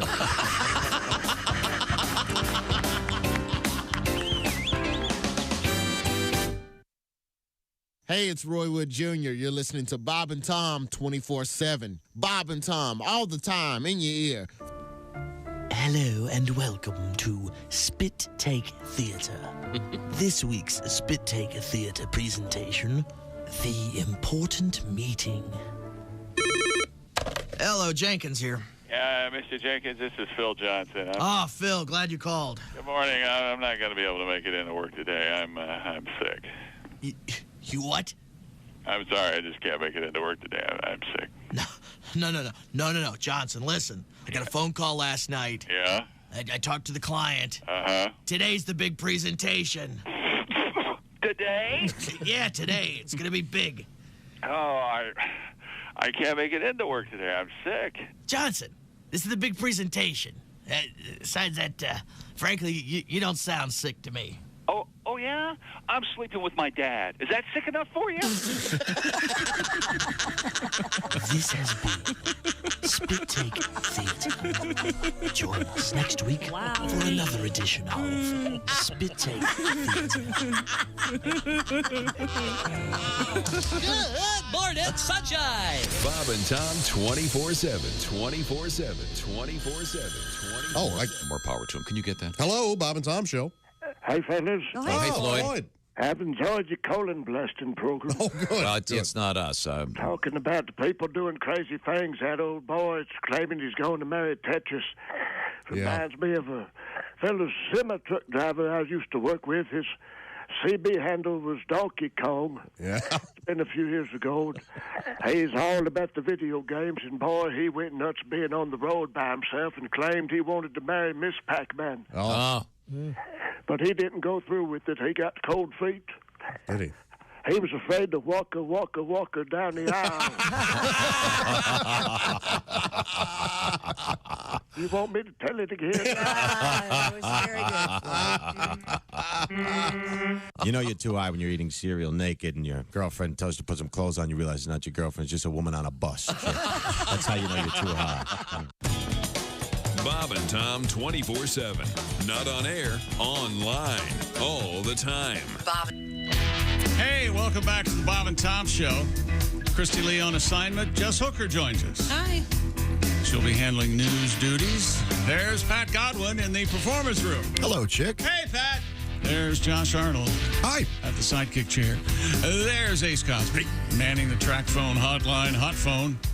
There's Willie Griswold. Hey, man. I'm Chick McGee, just passing time. And here's Tom. You see, Pat dropped his ruler. I don't know if you saw it. Have you heard the latest? Yeah. Measuring. No, he's especially on my nerves today, so I don't even want to turn around. He's measuring the size of the heads on the poster. Yeah, he's really upset. It's the poster. It's his the head's puppets. smaller. For a special broadcast we're doing next Friday, there's a really nice poster featuring the puppets. And I walk in this morning and Pat goes, "My head's smaller." This isn't real. We had to. He really said this. Yes, because we had to shrink it because we were trying to fit this logo in. It's very complicated, this design stuff. So Willie and Pat are sort of slightly smaller at the bottom of the logo. Down and notice how I haven't said anything about it. I haven't complained once about it. I think it's a nice poster. You can see this poster at various Bob and Tom social media platforms. Please check it out. It's a cool-ass poster. Yeah, while you're there, I want to remind you we got a really cool thing we're doing, trying to help raise some money for some great veterans of the ABA and the American Basketball Association, in many ways responsible for some of the cooler aspects of contemporary NBA basketball, including the three-point shot. Helping out some guys, and you can get all the details. Didn't they introduce the first round ball as opposed to the cube? Well, no. Very helpful, Josh. See, now you're making a joke. But they did open up the bottom of the basket. Oh, is that true? The ABA did that. No. See, because before, Josh, every let basket me do it this way. I'll watch this chick. Uh-huh. See, in the early days of hockey, they didn't have a net. They didn't? No, they would just shoot it. You had to figure out, did it go through or not? I don't know. I couldn't tell. It was going so fast. But every basket made before the ABA, you had to get a ladder and go get the ball. Right. What we're trying to do is help out a charity called the Dropping Dimes Foundation. Go to LANA Sports, and you can buy these really cool, very colorful ABA official basketballs. Really neat things. Also, at the Bob and Tom store, we're selling Netto's shirts and hats. Such an obscure thing. What does that mean? Well, if you know, you know. If you don't, you don't. That's all I can say. But it's a way to help out some old dudes that are responsible for some of the great stuff in professional basketball. Now. Okay, you ready for the top 11? Real quick. The only 11 rules for Roadrunner and Coyote. But first. Dear Chip and esteemed colleagues. I'm surprised in your ignorance, your knowledge of cartoons. Wile E. Coyote did catch the Roadrunner once. What? But only once. Once he caught him, he held up a sign stating, "Now what do I do?" No. Wow, that makes sense. It sounds like a good joke. I don't know. I don't remember it. Okay. Number one on the rules for the Roadrunner and the Coyote. Roadrunner cannot harm the coyote. The Roadrunner can't hurt the coyote, okay? So he can catch him, but not harm him. Except by going meep, meep. That's the only thing. The Roadrunner cannot harm the coyote. That is funnier, because the most tragic figures are those who bring the tragedy upon themselves. That's exactly right. And the coyote always, That's a Greek painting of drama. Number two, no outside force can harm the coyote. Only his own ineptitude or the failure of Acme products. Ah, yes. Trains and trucks were the exception from time to time. Okay. Number three, the coyote could stop at any time, but he is a fanatic, so he can't help it. Okay. Yeah. I think that's the most important one. He's bringing this on himself. Yeah. Number 4, no dialogue ever except meep meep and a yowl in pain every now and then. The roadrunner must stay on the road for no other reason other than he is a road runner. Okay. These are all good. All action must be confined to the natural environment of the two characters, the Southwest American desert. All tools, weapons, or mechanical conveniences must be obtained from the Acme Corporation. Of course. Sure. Whenever possible, make gravity the coyote's greatest enemy. The coyote is always more humiliated than harmed by his failures. The audience's sympathy must remain with the coyote. And finally, the coyote is not allowed to catch or eat the roadrunner. Okay. There you go. Now, we're talking about this just because we had this story out of Minnesota in which a woman who appears to be a nut job, apparently she's been driving around with a bullhorn and has the police have had multiple incidents in the last week in which this woman would shout stuff at people with a bullhorn. She tried to flee police and drove in 150 feet into concrete. Oh. So that can't be good. Wet concrete. So it like slowed down. No. Yeah, it wasn't like a concrete block. Can you get the car out quick enough to? I don't think so. I would have thought you could, but if it's just. I mean, if it's, I assume they tow it out immediately and then get underneath it. I'm sure they have like a super quick, fast drying concrete. They may, yeah. I just thought that she'd be the one I'd be behind at the car wash or the do-it-yourself car wash. You ever go in that and you're behind the guy that's just finished four-wheeling in a mud ranch? There's just crap everywhere in the ground. When you go to the car wash like once or twice, you go 3 or 4 times a day, right? No, I'll go a couple times. Depends. I got the monthly pass. Make it sound reasonable. No, but don't you think they put us too close to the car in front of it? Yes, I don't care for that. I don't care for that. I don't want that guy getting any of my wash. Yeah. This is my wash. I don't like the fact that the mirror is gone. Oh, so you can't. You can't tell where your tire is inside. No, the mirror. They guide you. Yeah, they sure do. They do a fine job. The mirror's not. I dispute that. I still have the mirror at my place. There's no stuffed animals anymore. I think Disney got wise finally. Okay. Yeah, I like the mirror where you see your tires going. But I'm talking about those do-it-yourself car washes, which I love. I've never been to one of those. Oh, they got the power thing. Those are fun too. I think I washed my car in high school in one of those, probably. That's where they got a picture of the guy that they nabbed last week. That he and the prison escort guard got caught. They had a random picture of them at a car wash. Oh yeah, Beaver Woman. Remember her? You think when you're fleeing the police, you think you really, since there are cameras everywhere, you go, hey, we got to wash the getaway car. Yeah, a nice day's a nice day. Don't get the car washed. It's raining all weekend. Locked up for a long time. I want a nice clean ride. We've got another JFK Jr. joke. Oh. What does JFK Jr. miss most about Martha's Vineyard? The runway? Oh, sorry. That's exactly right. Speculating. Oh, no. I see. Now, we have Jess Hooker sitting in for Christy. Jess, what have you got over there? Adidas and Gucci are selling a $1,300 umbrella that is not waterproof. All right. What? Fox 11 reports that the Sun umbrella is part of the Adidas and Gucci line. It features a green and red web and a birchwood handle carved in the shape of a G. The item's description on Gucci's website states, please note this is not waterproof and is meant for sun protection and decorative So use. it's a parasol. Oh, okay, there you go. Yeah.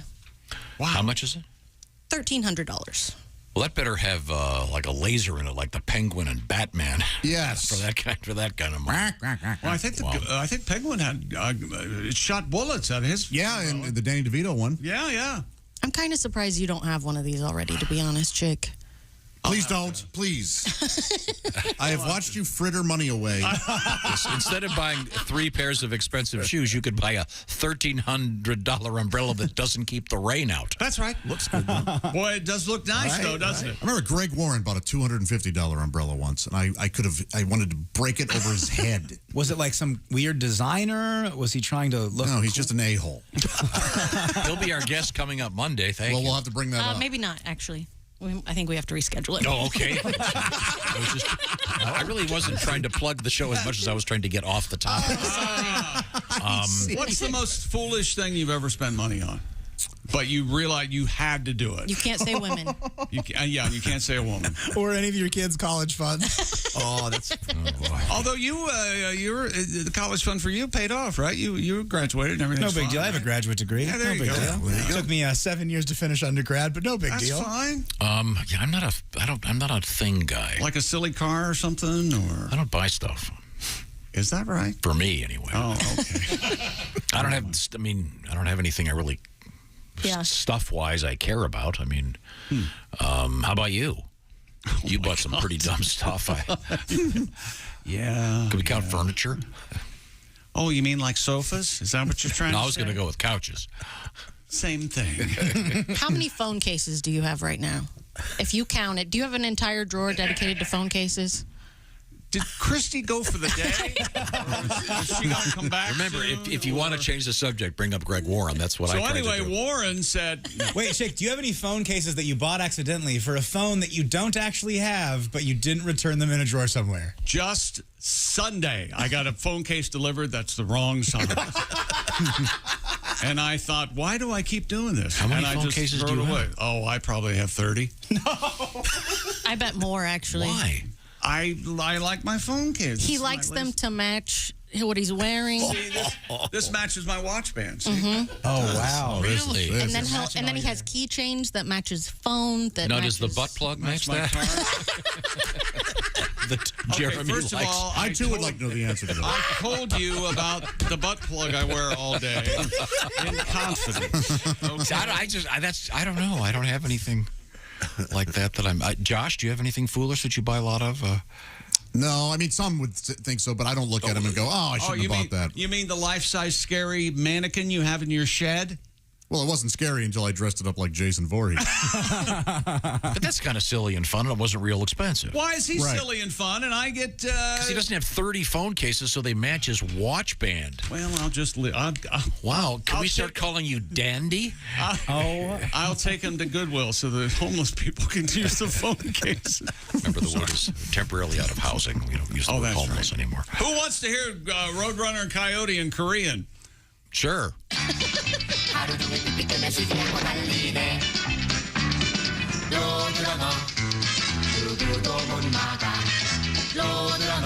Okay, seriously, stop for a second. I'm not trying to be mean here. Are they pronouncing that as an L? Very close. Because in Korea, the R and the L are like the same letter. You lived there. Yeah, yeah. Okay. But that's the real thing, right? Yeah, that's what the Korean children have been watching that version of Roadrunner for forever. Bet it holds up. Yeah, I bet it does. It's perfect. Sure. Who needs language? You got something that funny. Josh, do Korean people call it Korea? Like, I know that Japan is Nippon, I think, right? And it's just the name that we gave it. Yeah, they say Korea a lot, but Hangul is Korean. That word means Korean. And Hanguk means Korean people. Really? Yeah, And then... now I know where that unfortunate pejorative slang term came from. And I forget my boy, what is Korean or Korea? Huh, yeah, I don't know. But they'll say Korea, like they really hit the core, Korea. Oh, okay. Does anyone know why when Datsun came over here, it was Datsun, and they changed it to Nissan? Was there a reason for that? I didn't know that was a thing. Yeah. I know they changed it, but the first great Datsun, in mass quantities, was the Datsun 240Z. Oh. I thought it was the 280Z. No, the first one was 240? The 240. I want to say 70 or 71. Great car. Somewhat related, they pronounce it Hyundai. You actually hit the Y. Oh. Yeah. Huh. Well, that makes sense. Now, we have an interesting story that we have time for this. Yeah, I mentioned this about cats in the news because we've got a really happy dog story. This cat story is very weird. I don't have a cat story. Okay, I'll dig it up here. Okay. Headline, Cats Remember Each Other's Names. Who believes that? I do. They're very smart. It says researchers have discovered that cats can remember each other's names. In a new study, researcher Saho Takagi studied... That's Aso. No, it's not Aso. But I know who is. Sorry. It's Saho. I assume that's Saho. Yeah, I would say so. Oh, It's not I stand AS, corrected. not ASHO, which would be asshole. Or ASHO. Easy. Wait a minute, those both? Okay. Yeah, either way, we're in trouble. I think Jess has the story now. If you care, to go Professor Tagigi, do you have it over there, Jess? Yes. Okay, he studied cats, and what did they find out? Let's see. In a new study, the researchers studied cats who lived in multi-cat dwellings and presented the animals with an image of a familiar cat from the same household. Oh, you mean like a cataminium? They lived under the building into the catacombs. Researchers found two assos. You know, the cats would come in and they would look at apartments, or they'd just look at the catalog. That's right. Yeah. You guys let me know when you're done. I went to a catamonium and catamonium. Yeah. It stopped working 4 jokes ago. Come on. The notion is that these are cats that have other cats in the same household. Right. Researchers found that the household cats appeared to anticipate a specific face upon hearing the cat's name. So these cats are around other cats, and they're being called by their name all the time. I have no problem believing this. What? Yeah, so then they would say a cat's name, and that appeared they recognized the other cats. Okay.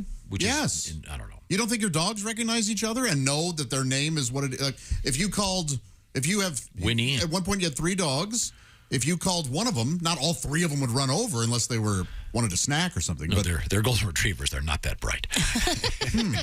Yeah, but they know their names. Yeah, okay. And therefore they know the other dogs' names. I think because not always when you call a cat will a cat come. Right. So that sounds. I had one maybe, I loved it. My cat does. Yeah, absolutely. He always wouldn't say his name. The only thing I think cats agree on is that the movie of the stage play Cats was terrible.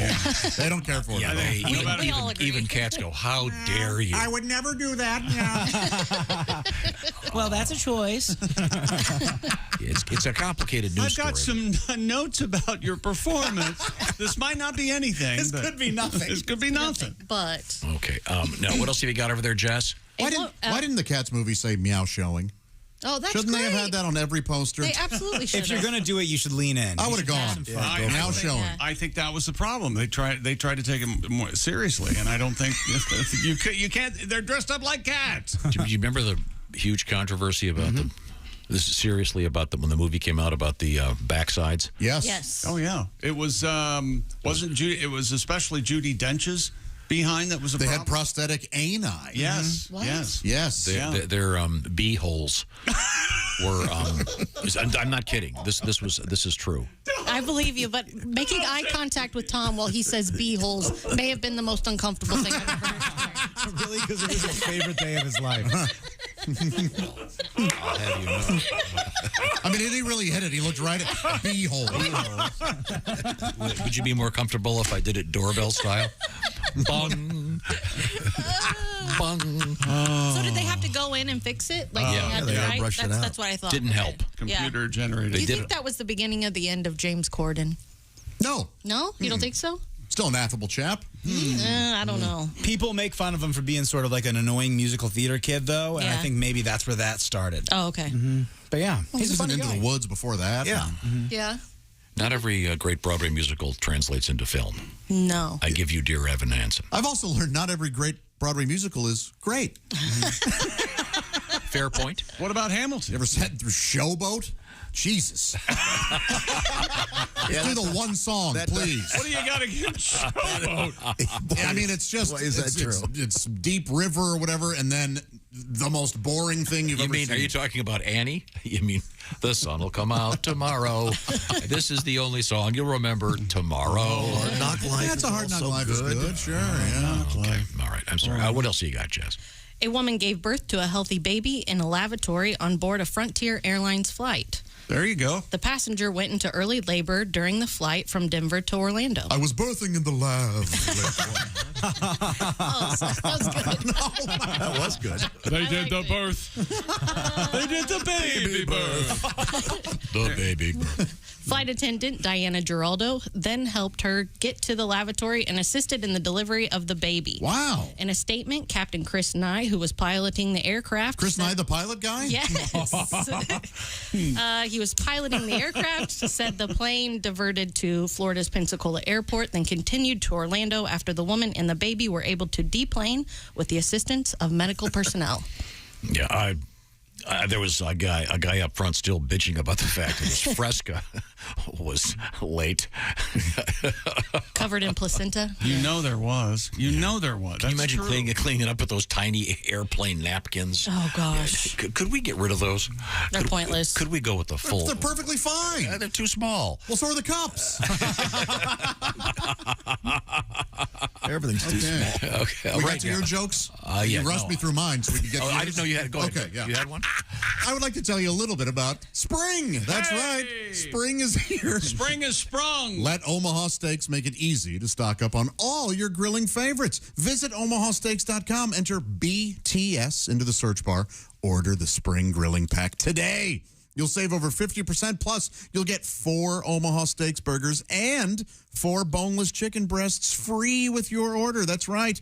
This package already has it all, from the butcher-cut filet mignons, boneless pork chops, the delicious caramel apple tartlets. Boy, oh boy. I love finishing off every Omaha Steaks meal with those caramel apple tartlets. They brown perfectly in the oven. You throw on a dollop of whipped cream or maybe a scoop of vanilla.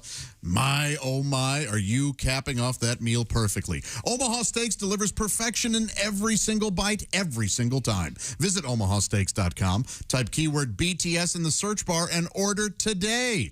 There's a reason why Omaha Steaks has been the leader of gourmet steaks and food for over a century. No one, and I do mean no one, comes even close to matching the flavor, tenderness, and value of Omaha Steaks. That's omahasteaks.com. Use keyword BTS. Order the spring grilling pack today. And by the way, you're going to get 4 Omaha Steaks burgers and 4 chicken breasts free. And Tom and I, we both urge you, please order some extra jumbo franks. Oh, you will not. so good. I hate to interrupt, but the lasagna. Oh, my gosh, that meat lover's lasagna. It's amazing. That's an additional add-on as well. Make sure you get it. omahasteaks.com, keyword BTS. Coming up, I just read another version of this article about the Frontier Airlines baby. Yes. Got an interesting point about it that I did not know. We'll tell you about it when we come back. This is the Bob and Tom Show. Reach us toll free at 1-888-BOB-TOM-1 or at bobandtom.com. This is the Bob and Tom Show.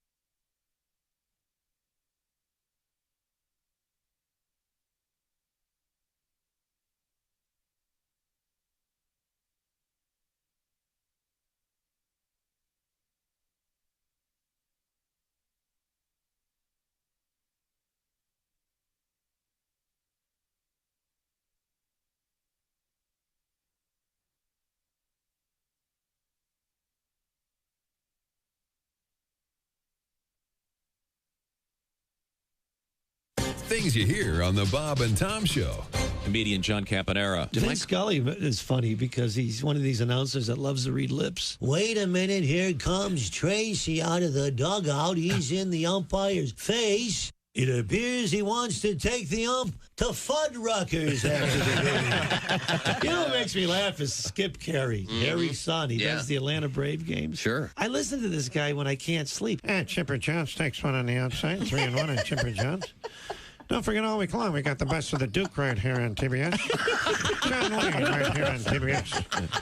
There's a long fly ball. Looks like that's out of here. I love that. And you know, Harry's going, I can't believe that's my son. You know, Harry would get excited over the dumbest stuff. Hey! Check out the kid in the sombrero.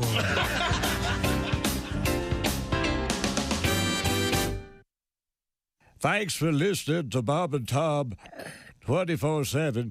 Hey, don't forget Donnie Baker on the road tonight in Springfield, Missouri at the Blue Room. Also tomorrow night as well. DonnieBaker.com for more information. Meanwhile, Josh Arnold and Willie Griswold out on the road. Willie G at Cacciatore's in Ilion, New York. One night only. That's Saturday night, May 21st. That JoshArnold.com for tickets and information. As we roll through a Friday with you, Jeff Oskey, and the news we failed to mention coming up. Stay tuned. You're listening to Bob and Tom 24/7.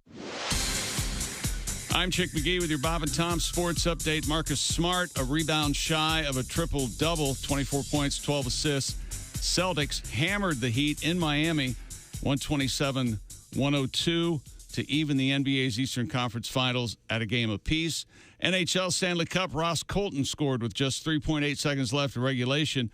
The Tampa Bay Lightning a 2-1 victory and a 2-0 lead in their Stanley Cup second-round series with the Florida Panthers. And the St. Louis Blues have also tied their Stanley Cup second-round series at a game apiece. David Perron scored twice, including the game winner, in a 4-1 victory at Colorado. Major League Baseball action, Cincinnati and Cleveland got to play. The Reds beat the Guardians 4-2. American League winners, Baltimore, the White Sox, Boston, and Houston.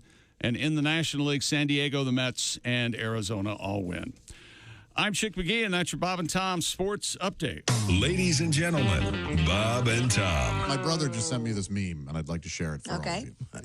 Ladies, mansplaining is short for man explaining. Wow. That is almost like a perfect poem.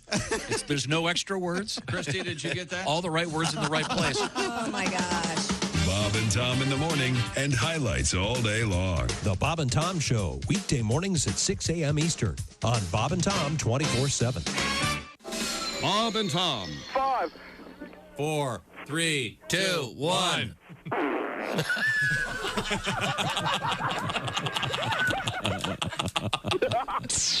They put the F in professional.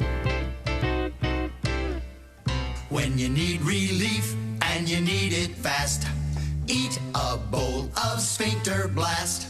Hi, I'm Harry Kalanick Jr. for the new high-fiber breakfast cereal, Sphincter Blast. One 10-ounce serving contains more fiber than a log of New England birch firewood. Sphincter Blast. Some cereals shoot for the moon. We shoot for Uranus. Just say to your grocer, snap, crackle, plop. Tell him Harry Kalanick Jr. sent you, and watch for my BMTV special. Harry Kalanick Jr. Unplugged. Sphincter Blast in the big brown tapered package. That's, of course, so the box won't slam shut. It may sound corny, but Sphincter Blast is hip, cool, and it's solid.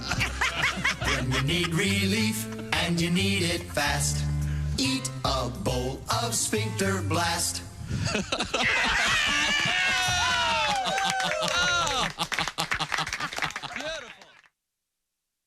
Hi, this is Dr. Will Miller, and you're listening to Bob and Tom 24/7. Joining us, the studio comedian Frank Caliendo. Some dude is on Bob and Tom doing your freaking voice, Jim. Maybe you are not listening right now. Make it stop, Van Smack. I'm hearing echoes again, Van Smack. Make it stop, Jim. Well, maybe that Grand Canyon that you have between your ears. That did not suck. Not unlike Alf, you just cracked yourself up. Look out, because you're going to be eating a cat in about 5 minutes. We're making more echoes of freaking Lou Gehrig, Jim. What a great speech that was. Lou Gehrig. No one has ever topped that speech. The luckiest freaking man on the face of the world. He truly was. He did not suck. No, he did not suck. And that day was the luckiest day for him. Rack him. Where you from, man? Patterson, from Patterson, New Jersey. Oh, sure. That's famous. Yeah, you know, small. Sure. Thugged out town. You know, it's tiny. So small, we used to get robbed by people we knew. Small. People like, stick them up. I'm like, Andre? I'm going to tell your mother, man. By the way, how is Aunt Carol? How's she doing? I'll come over for dinner. Hey, guy, it's Kid Tarmac. You're listening to Bob and Tom 24/7. Take that to the bank. Out there at the Speedway. Welcome back to the Bob and Tom Show. Jess Hooker at the news desk. Hi. Christy Lee on vacation. A quick 2-hour vacation. There's Pat Godwin in the performance room. Hello. There's Josh Arnold at the sidekick chair. Hey, chick. Hey. There's Ace Cosby. manning the track phone hotline hot phone. There's Willie Griswold. Hello. I'm Chick McGee, and here's Tom. In a few minutes, I'm going to be doing something. It's one of my impressions. I don't do a lot of them. Okay. Is that right? Mark, put that in your head. It's coming, but you don't know what it is. Okay. All right, I'm ready. I want to go through the room here.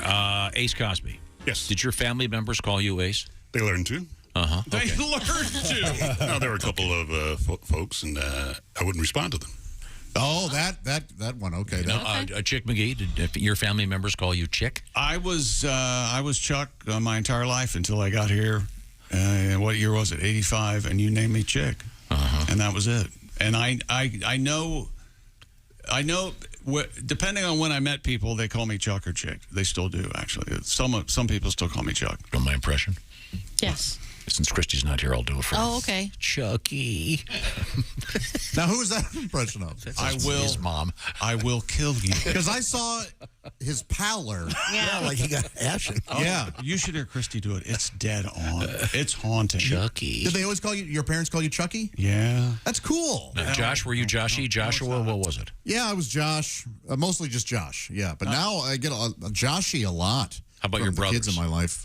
My brothers. Fat ass, queer. Yeah, I was going to say loser. Gay stuff. yeah. Fat ass, queer. You had to be allowed. Yeah. Aren't brothers great? Which one is of the four of you? Which one was the favorite? And don't say there wasn't one. Right. My brother John. It wasn't you? Whose third is absolutely my mom's favorite. Okay. And she's now come around to admitting it. And why is that? Does he have a? He's the sweetest. He's the most sensitive, and does he have a family? And he was very Wait a second. There's an Arnold brother more sensitive than you? Not as an insult. No. I get it. Yeah. Are you kidding me? Sensitive. This jackass.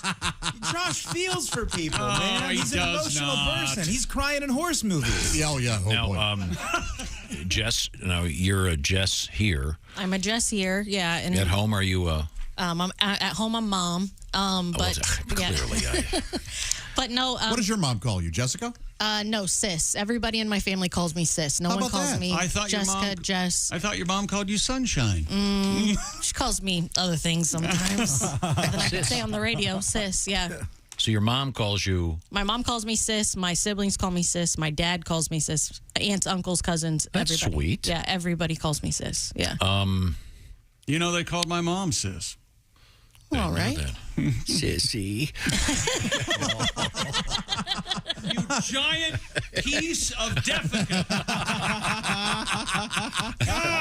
That's interesting. Now, Willie, you were always Willie to me. Always Willie. No one calls me any nicknames except my sister Lucy will call me Will. She's the only person that gets to call me Will. Oh, shoot. I do it every now and again. Oh, no, so that's hopefully fine. it doesn't That is bother you. totally fine. You Okay. can call me anything you want. But like sometimes like a booker, like I'll get in the like, hey there, Will. And I'm like, dude, get relaxed. We do not know each other.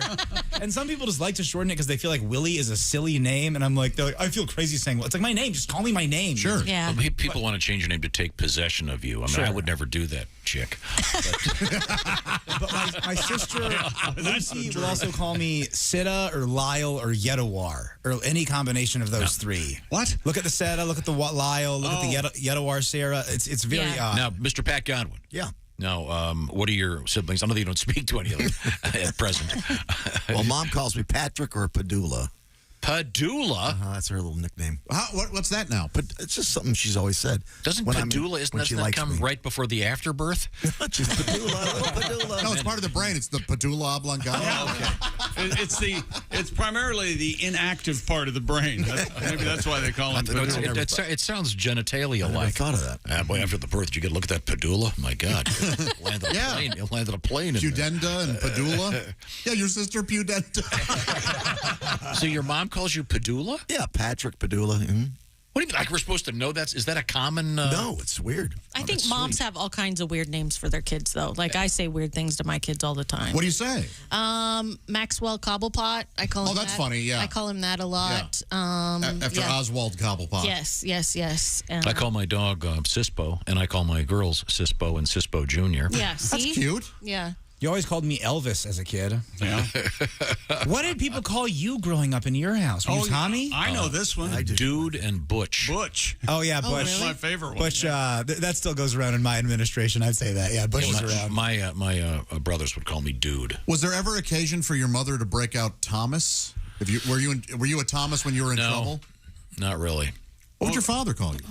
Tom. Oh, okay. Are you sure even when you... This is true, ladies and gentlemen. I didn't set the garage on fire. I almost set it on fire. Even when you wouldn't sit still, when you reached that special age in the Griswold household to have your oil painting done, and you wouldn't sit still because you were, 9 or 10? They didn't come in and say, Thomas, sit still for the artist. No, that was the worst day of my life. That had to have been brutal. It was a sunny day outside. My buddies all wanted to play baseball, and I had to sit there in this stupid sports jacket. Dude. We have that picture in my office. Yeah. Oh, that's a gorgeous Where's the picture. original? That's it. The original. Oh, that is? It's hanging in the Louvre. Yeah. when my mom died, I that's all I got was that photograph, that painting. Well, you got a lifetime of memories. My mom died, and all I got was this lousy painting. Yeah. Okay. and it's of me, no less, which really makes sense. Well, at least you know. Josh got a banjo. Yeah? How'd you get that? How'd you get that? Dad passed away. Fine audio. Went ahead and took it. What was the story we just did, Jess? The woman who gave birth on the Frontier flight. Oh, I have an update. Okay. Because I was wondering if they had mentioned the name, and then I found a different source of the story from Frontier Airlines, and it said the baby's name and gender have not been shared publicly. Once again, this baby was born with the assistance of a very, very fine flight attendant, Diana Giraldo, helped the woman give birth in the lavatory of the aircraft on Frontier Airlines, and I'm a big fan, by the way, of Frontier. They did reveal the newborn baby's middle name will be Sky. Oh, okay. Sweet. But they're not saying if it's a boy or a girl or what the name is, and which makes sense. I think Frontier Airlines are missing the boat on this, so to speak. I think they should have Western shirts and cowboy hats on their flight attendants. I'd love that. Dressed like cowboys? Why aren't there more themed? Yeah, welcome to Frontier Airlines. Sam Elliott, always the pilot. That's right. Come down. There's probably a reason they don't do it. Yeah? In case something goes wrong? Yeah. Some sort of mishap, missing the runway. Is that what you're going to say? Yeah.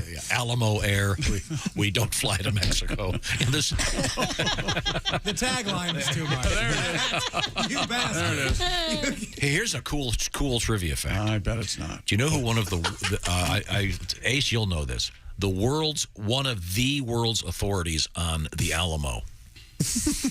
Pee Wee Herman. I don't know. Anyone know?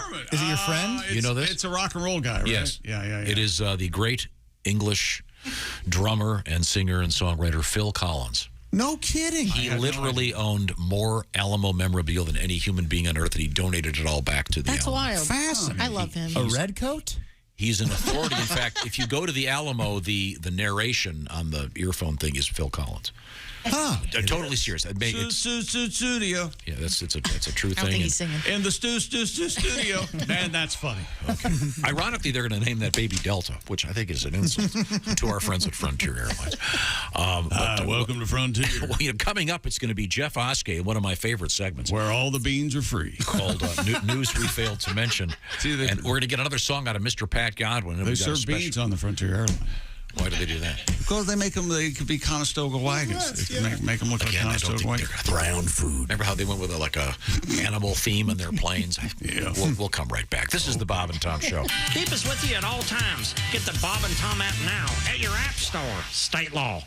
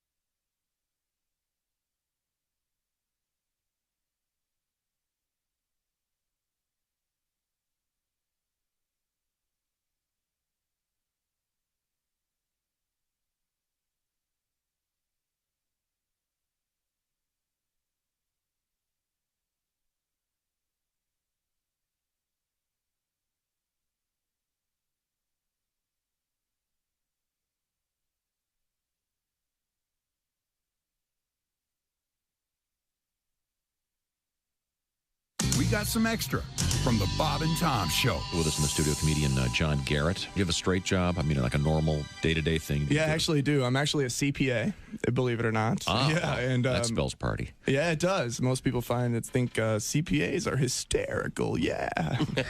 No, of course not. We're dorks, big dorks. But and honestly, on behalf of all accountants out there, I'd like to say that we don't all do taxes. Some of us prefer to embezzle.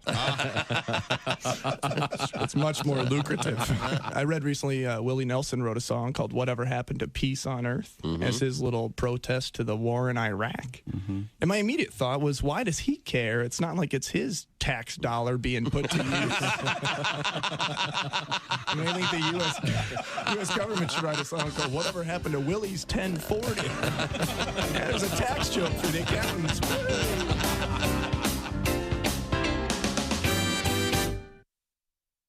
Hi, man, this is Donnie Baker. You're listening to Bob and Tom 24/7. Hey, Donnie Baker at the Blue Room in Springfield, Missouri tonight and tomorrow night. Visit DonnieBaker.com for tickets and information. Meanwhile, Josh Arnold and Willie Griswold out on the road. Cacciatore's in Ilion, New York, Saturday night only, May 21st. That Josh Arnold. .com for tickets and information. The Bob and Tom Show being streamed at this address if you want to watch while you listen, bobandtom.com/live, the location of the Bob and Tom live video feed. We just recommend you do it in a safe spot, a safe area, maybe at your kitchen table or at your computer at work. We ask you not to do it while you're driving down the road in your big rig. We don't want anyone being endangered. And we love our Bob and Tom Show listeners. We want you around for a long time. So let's do it safely, shall we? bobandtom.com/live for those of you that would like to continue to listen to the show. Keep it here on Bob and Tom 24/7. Good morning. Hi, everybody. Christy Lee with your Bob and Tom Entertainment News Update. Tom Cruise says he feels a kinship with Prince William. The two appeared in London for the UK premiere of the new Top Gun movie. Cruise says he and Williams have a lot in common, that they both love England, both are aviators, and both love flying. William and his wife Kate joined Cruise yesterday on the red carpet for the UK rollout of Top Gun Maverick. On Sunday, Winona Judd said she will go through with plans that she made to tour with her mom, Naomi, before Naomi killed herself last month, telling fans she hoped they'd carry her through. Now, other country music stars have pledged to do the same. Joining Winona on tour will be Faith Hill, Trisha Yearwood, Brandi Carlile, Little Big Town, Martina McBride, and Ashley McBride. The Judds' final tour was to start in September. Meanwhile, a final stop has been added. It will be in the Judds' home state of Kentucky in October. And the electronic composer who wrote the Oscar-winning score for the movie Chariots of Fire has died. Greek media reports Vangelis died in a French hospital Tuesday. He won the Oscar for the 1981 Chariots of Fire and then went on to score many movies, documentaries, and TV shows. And that's your news. I'm Christy Lee. More of the Bob and Tom Show on the way.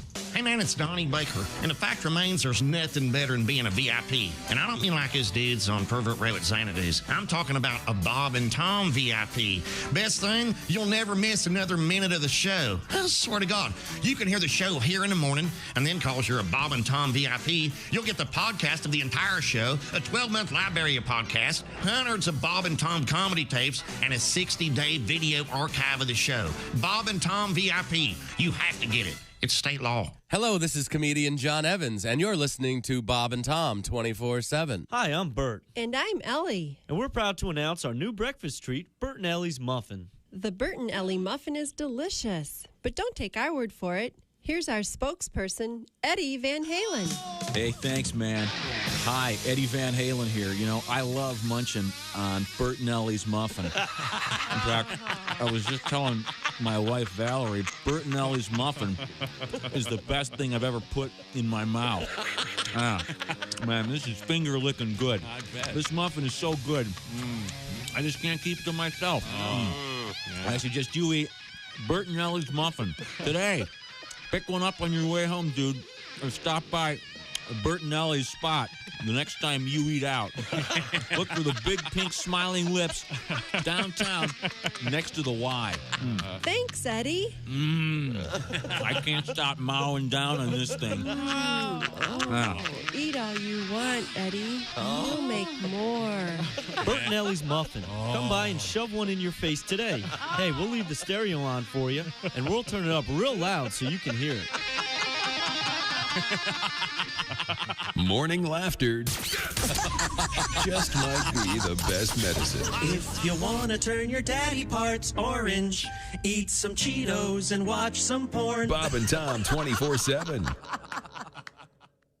Nick Griffin's our guest. I'm glad that I'm glad everything's okay now. Yeah. Now, are you dating at all? Do you see anyone? Are you? No, I don't. I mean, I tried. You know, they're doing that internet dating, which. Have you tried that? I have tried it, yeah, but I just don't. I don't see a future in it because there's no story if you do get married with your kids. You know, I was checking the box score and then I double clicked on your mom's head.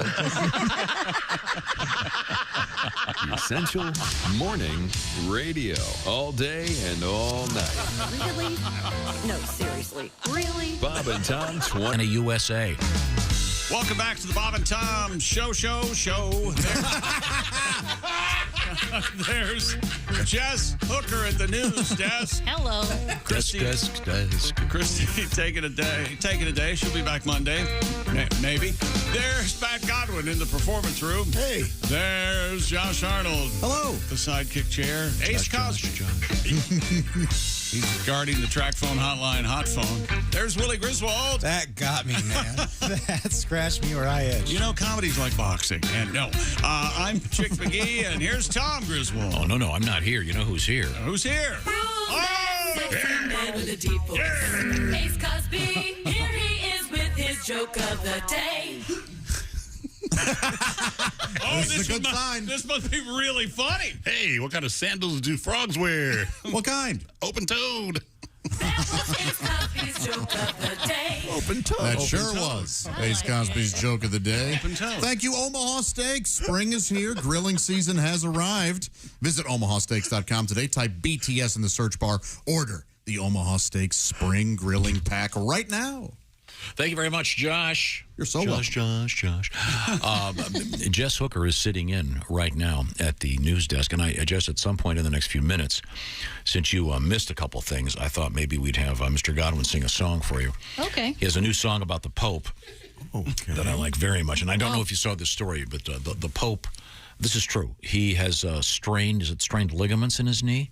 Oh. Yeah, it's pretty serious. And the Pope just last week apparently was touring around the Vatican City area in the Pope Mobile, of course. Right. And to the Pope Mobile. Yeah, and this is, I'm not making this up. The Pope currently is using a what, Josh? A wheelchair and a cane. Which seems redundant to me. But well, no, obviously when he gets up to walk from the chair, then he doesn't need a wheelchair, does he? No, don't you think he probably, if somebody's pushing him in the wheelchair, he takes the cane like it's a paddle on the lake and he does that? Oh, like he's in the canals of great gag. I bet he does. He's a regular guy, yeah, but right? he goes, the next guy to call me a holy roller gets this in the balls. Oh, salty language from the Pope. Oh, yeah. Salty. He's a foul-mouthed, he's like an old tar. But so this is true. So the Pope was, I forget, he ran into some, I guess, priests from either South America or Central, whatever. Mexico. They were from Mexico, and he speaks Spanish, of course. Okay. And they asked him how he was doing, and he said, I think I need some tequila, kind of joking. And, of course, now I guess he's being sent tequila from every tequila manufacturer in the world. But he, for the pain, because he's got a very serious knee injury, so everyone wishes him the best, of course. But Pat, in the most respectful way possible, has created a song totally original about the Pope and his desire for tequila.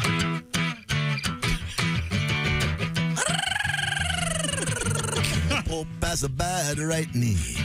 They put him in a wheelchair. No pills can help with the pain when he has to climb the stairs. No medication. He wants libation and a vacation and the blue agave plant tequila. We love that Pope. Oh, yes, we do. Yeah, certainly, sir.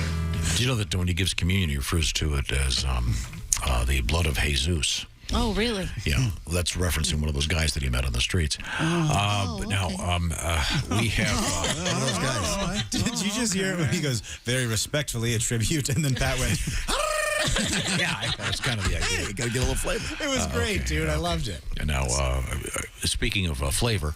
This is that tequila Chad and I had Friday night. It's called Clase Azul Reposado Tequila. Is that the Rocks tequila? It's $160 a bottle. There is no Dana, only Of Azul. course you did. It tasted like water. What is Azul blue? Yes. Yeah. What was the first word? C-L-A-S-E. Calle. That means street. It means street? No. Was it C-A-L-L-E? Oh, yeah, that's pretty. I thought that was Greek, actually. Doesn't that look like a Greek bottle? It does. I thought that was something Greek. Oh, maybe it is Greek. What do the Greeks drink? Why is the label on the backside of it? Oh, that is Greek. Well, that proves it is Greek, yeah. Sorry. What else have you got over there? Oh, okay. Speaking of drinking, Why does it come in the can? There we are. a small brewery in Finland has launched a NATO-themed beer to mark the Nordic country's bid to join the Western Alliance. Western Military Alliance. NATO-themed? NATO-themed, yes. Well, this is obviously due to the current circumstance in which Right. the NATO forces are trying to save a country. The Olaf Brewing's Otan Lager is a play on the Finnish expression Otan Oluda, which means I'll have a beer, and the French abbreviation for NATO, which is Otan.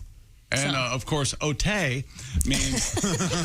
You're watching SNL You're watching in 1980. SNL, with Eddie Murphy in 1980. That's right. It features a blue label with a cartoon version of a beer-drinking medieval knight in metal armor, emblazoned in NATO's compass symbol. All right? Huh. Not available in Russia. Funny. No, I don't think so. I wouldn't think But just close enough to piss them off. Yeah. If you've got the war, we've got the beer. The old This seems like a What was that? I'm strange... trying to remember. If you've got the time. Was that We've got the Michelob? time. If you've got the time, we've got the beer. We've got the beer. Michelob, yeah. 'Cause Yeah. No, weekends are made for Michelob. I forget which one that was. You might be right. If you've Wait, got what is the that? time. I don't remember. If you've got the time. It's interesting to how many jingles we Know how to probably all know, though. Right. Yeah. Well, that sounds a lot less offensive than some of the jingles from back then. What was the one you guys were talking about the other day? The We'd coffee? rather fight than switch. Yeah. Shows a woman with a black eye. Hi, our cigarettes encourage domestic violence. Oh, it was cigarettes, not coffee. Okay. Oh, and Miller High Life. Yeah, it was Miller, yeah. If you've got the time, we've got the beer. I love Miller High Life. 1979. Champagne of beers? Champagne of bottled beers. Yeah. No, it says champagne of beers on the tall boys. It does. It says champagne of beers. Yeah. Because it was originally the champagne of bottled beer. Gotcha. I thought yeah. it was champagne of bottled beer. Okay. Well, I think we're all right. Did it just come in a bottle originally? Is that what you mean? Mm-hmm. Oh, okay. I'm not sure. I don't know. Can you get the NATO? Can you get this NATO beer in the U.S. of A? It doesn't say if you can. I don't know. It doesn't look like it. No. Well, during World War II, Switzerland famously had that beer called Nevermind, we're going to wait till it's over. And the heroics of the people. Had a very neutral taste to it. This beer is described. Thank you, Pat. This beer is described as having a taste of security with a hint of freedom. All right. Oh, my God. I hate that. Oh, my You know what? Stuff like that really irritates me, too. You're marketing beer. Relax. But I mean, it's they're trying to underscore the evil that is happening from the Russians over there. I don't know if beer's the way to do it. Everybody can pitch in their own way, I think. Why not? Is that right? Sure. That's true. Man, I love beer. Sure. I really Now, like speaking of loving beer, you'll be able to love some beer with Willie and Josh. Coming up this Saturday night, Cacciatores in Ilion, New York. Are there any tickets left? It's a buffet and a comedy show Saturday only with Josh and Willie. Mm-hmm. I don't know. I don't run their website. I'm trying to promote your gig. And I think that... You can get tickets on Josh's website or a link in my Instagram bio. And if I sell more, then Josh has to let me do more time. So that's how it works. And so don't get them from mine because I can't fill the time. So please. It would make more sense if you would get more money instead of doing more time. That'll never. Please. That'll never happen. I'm sorry. What else have you got over there? Let's see. What else did Christy leave me? Hey, Willie, are you taking your lighters and stuff tonight to New York? I am. I'm taking 50 lighters and 50 papers. 50? I don't allow my middles to. All right. I will be bringing my stuff. What are you selling, Josh? I'll bring my koozies, my beverage koozies. The event officially has sold out online. All right. Maybe call the venue. There could be extra tickets, but my goodness. Exciting. How about that? Which koozies are you taking? All three. What do they say? Funny things. Honestly, they just wouldn't make sense if I said them now. Oh, okay. You have to listen to my act. Listen to you. Yeah. Okay. We've heard It's the a- act. It's a part of the shtick. Yeah. Gotcha. Listen to your ass. Those little skits you do. Your sketches. Boy, I may just quit. I was just going to say, you've given this comedy thing a good run. You gave it a shot. Now, weren't we looking at the managerial program at Macy's for him? I sure we were. I like the word shtick. I do It is too. good. I It is like good. it. But it's insulting, right? Shtick? Yeah. No. I mean, it can be used in that way, but no, I think it's perfectly valid. I think Okay. the chic people, the razor people, should come out with a pubic hair thing for men called shtick. Sold primarily in the Catskills. Shtick. Don't you guys think skit is more insulting? Yeah. A little skit? Oh, skit. I think Sure. it's the a little before you say skit that your gets little it. your little skits there. And the way you twiddle your fingers when you say it. I mean, it was like, Josh, I saw your little act. Yeah, that would be it.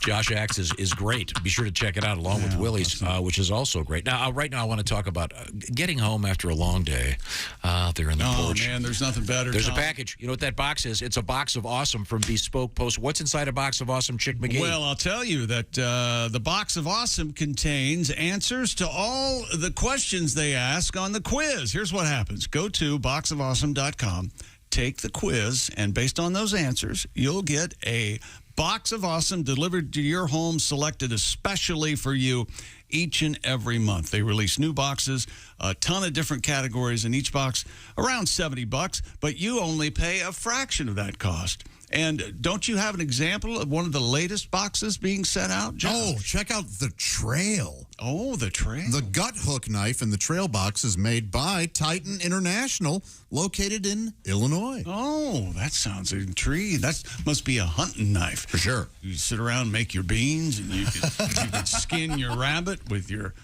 You could trim your nails. You could trim your nails, that's you could right. throw it at your brother's foot and say, act fast, Flash. And when you stick him with it, you go, stop your crying. Get 20% off your first monthly box because you know us. Go to boxofawesome.com and sign up and enter the code Bob and Tom at checkout. That's boxofawesome.com, secret code Bob and Tom, for 20% off your first box at Bespoke Post. Boxofawesome.com, by the way, coming up, you know what it's going to be, don't you? It's Jeff Oskey and news we failed to mention. This is the Bob and Tom Show. Hey, it's Roy Wood Jr. You're listening to Bob and Tom 24/7. Hey, you got the Bob and Tom Show app on your phone? Well, of course you do. You know someone who might like the Bob and Tom Show app? You should tell them it's free and available at the iTunes or Google Play Store, depending on their mobile device. Once they download the Bob and Tom Show app, it's free, by the way. They can listen to their local station, tune into us here on Bob and Tom 24/7 whenever they want. That's right. We're here for you 24 hours a day, 7 days a week. You can even set an alarm that'll wake you up with the show. Imagine that. Josh Arnold, the first voice you hear in the morning, our sidekick extraordinaire. And you can catch Josh and Willie G at Cacciatore's in Ilion, New York, Saturday night. They're going to road trip there together after the show. The question is, will they make it back road tripping home? We'll find out together on Monday. You're listening to Bob and Tom 24/7. Good morning. I'm Mark Allison. With things you may have missed, the Senate has whisked a $40 billion package of military, economic, and food aid for Ukraine and U.S. allies to final congressional approval. Thursday's 86-11 vote puts a bipartisan stamp on America's biggest commitment yet to turning Russia's invasion into a quagmire for Moscow. The legislation backed by every voting Democrat, most Republicans, at a time of widespread bipartisan gridlock. The lopsided vote signaled unity about sending Ukraine the material it needs to fend off Russian President Vladimir Putin's more numerous forces. Meanwhile, Canada says wireless carriers in the country won't be allowed to install Huawei equipment in their high-speed 5G networks. In announcing the decision Thursday, Canada joined the U.S. and other allies that previously banned the giant Chinese technology company. U.S. government's been lobbying allies for years to exclude Huawei from new ultra-fast 5G mobile networks over worries that China's communist rulers could compel the company to help with cyber espionage. The U.S. has warned that it will reconsider intelligence sharing with any countries that use Huawei gear. The company has repeatedly denied those allegations. And that's a look at things you may have missed on a Friday. More of the Bob and Tom Show coming up. Things you hear on the Bob and Tom Show. Comedian Jeff Rothpan here in the studio with us. When I was a kid, all these other kids got to go to the Barnum and Bailey Circus, and I remember begging my dad, please, I want to go. All the other kids are going. He said, no, we just can't afford it. Tickets are expensive. He ended up taking us to this Bob Circus. It was actually called, no, this is true. Bob Circus. Yeah, and it was in a mall parking lot. And what a difference. I remember the guy yelling, and now huge midgets.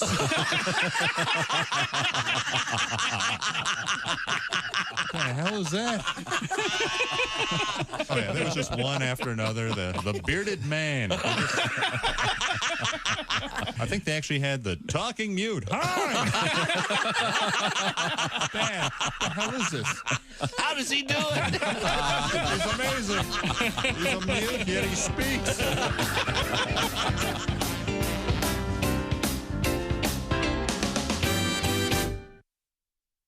Hey, Shooter, it's Kenny Tarmac. Hey, we just landed. I'm an ORD, just got in from TPA through ATL. And hey, guess what else just landed? The Bob and Tom app. I know. Now, thanks to the Bob and Tom app, even if I have to go all the way from Foxtrot 20 down to Alpha 4, I can still listen live, see their videos, find an affiliate station, use the alarm, and even send a message. This is Kenny Tarmac signing off and reminding you, everything I touch turns to sold. Bob and Tom, 24/7. Oh, yeah. You just ruined it. And now an important message from your friends at Frigamall Orthopedic Laboratories. Hi, Brenda. Ready to go jogging? Sorry, Christy. I can't. Didn't you notice I'm limping? What happened? Did you blow a knee out? Well, my knees do hurt. What do you mean? Well, we were on our way home last night, and Bob started feeling romantic, so we pulled down a gravel road. And today, my knees are really killing me. Girlfriend, I've got just the thing for you. They're called Attagirl knee pads. With their soft, cushiony padding, you can say goodbye to sore and scraped knees. Attagirl knee pads fit right in your purse, so you can take them anywhere. Perfect for a Friday night date or that important job interview. Hey, Brenda, how'd it go last night?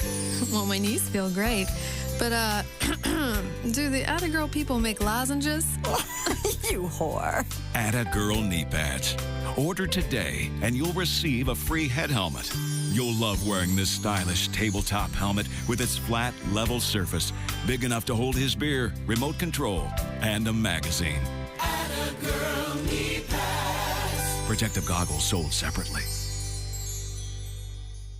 This is Bob and Tom 24/7. 24/7. 24/7. 24/7. I got thrown out of J.C. Penney the other day. Really? Yeah, fondling up the mannequins. You believe that? And that ain't my fault. Have you seen the mannequins in there? And they taunt you, too. They got the little short skirt on, arm up, kind of waving you over. You know what I mean? Shoot. I tell you what, if you ask me, the little whore was asking for it. Yeah, but it turns out I don't sleep well anyway. I've been grinding my teeth.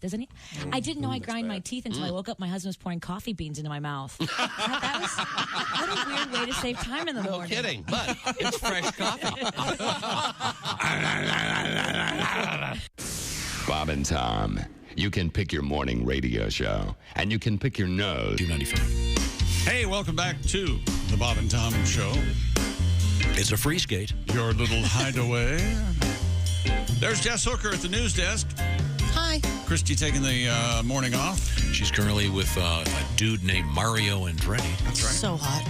And she loves Mario for a number of reasons, including the fact that he's only a little taller than she is. Yeah, that's true. Yeah. There's Pat Godwin in the performance room. Hi, Chick McGee. Hey, man. There's Josh Arnold at Hello. the sidekick chair. Hi, Chick. There's Ace Cosby. Howdy. He's manning the track phone hotline hot phone. There's Willie Griswold. Yo. Hi. And I'm Chick McGee at the sports desk, and here's Tom. Well, it's time for something very special here in the Bob and Tom program. We look forward to it all Great week. We've tried to do all the news that is the news. That's but right. We haven't gotten all of it, and we check in with Jeff Oskey to find out about news. Well, there you are, Jeffrey. What have you got for us? Hi, I'm Jeff Oskey. I'm coming to you from the Bob and Tom saunas. Like I don't sweat enough during the segment. Usually they cranked up the heat to around 290 degrees Fahrenheit. You look sweaty and uncomfortable. I know. It's. I mean, we have a lovely building we work in. For the most part. Yeah. All right. I'm Jeff Oskey.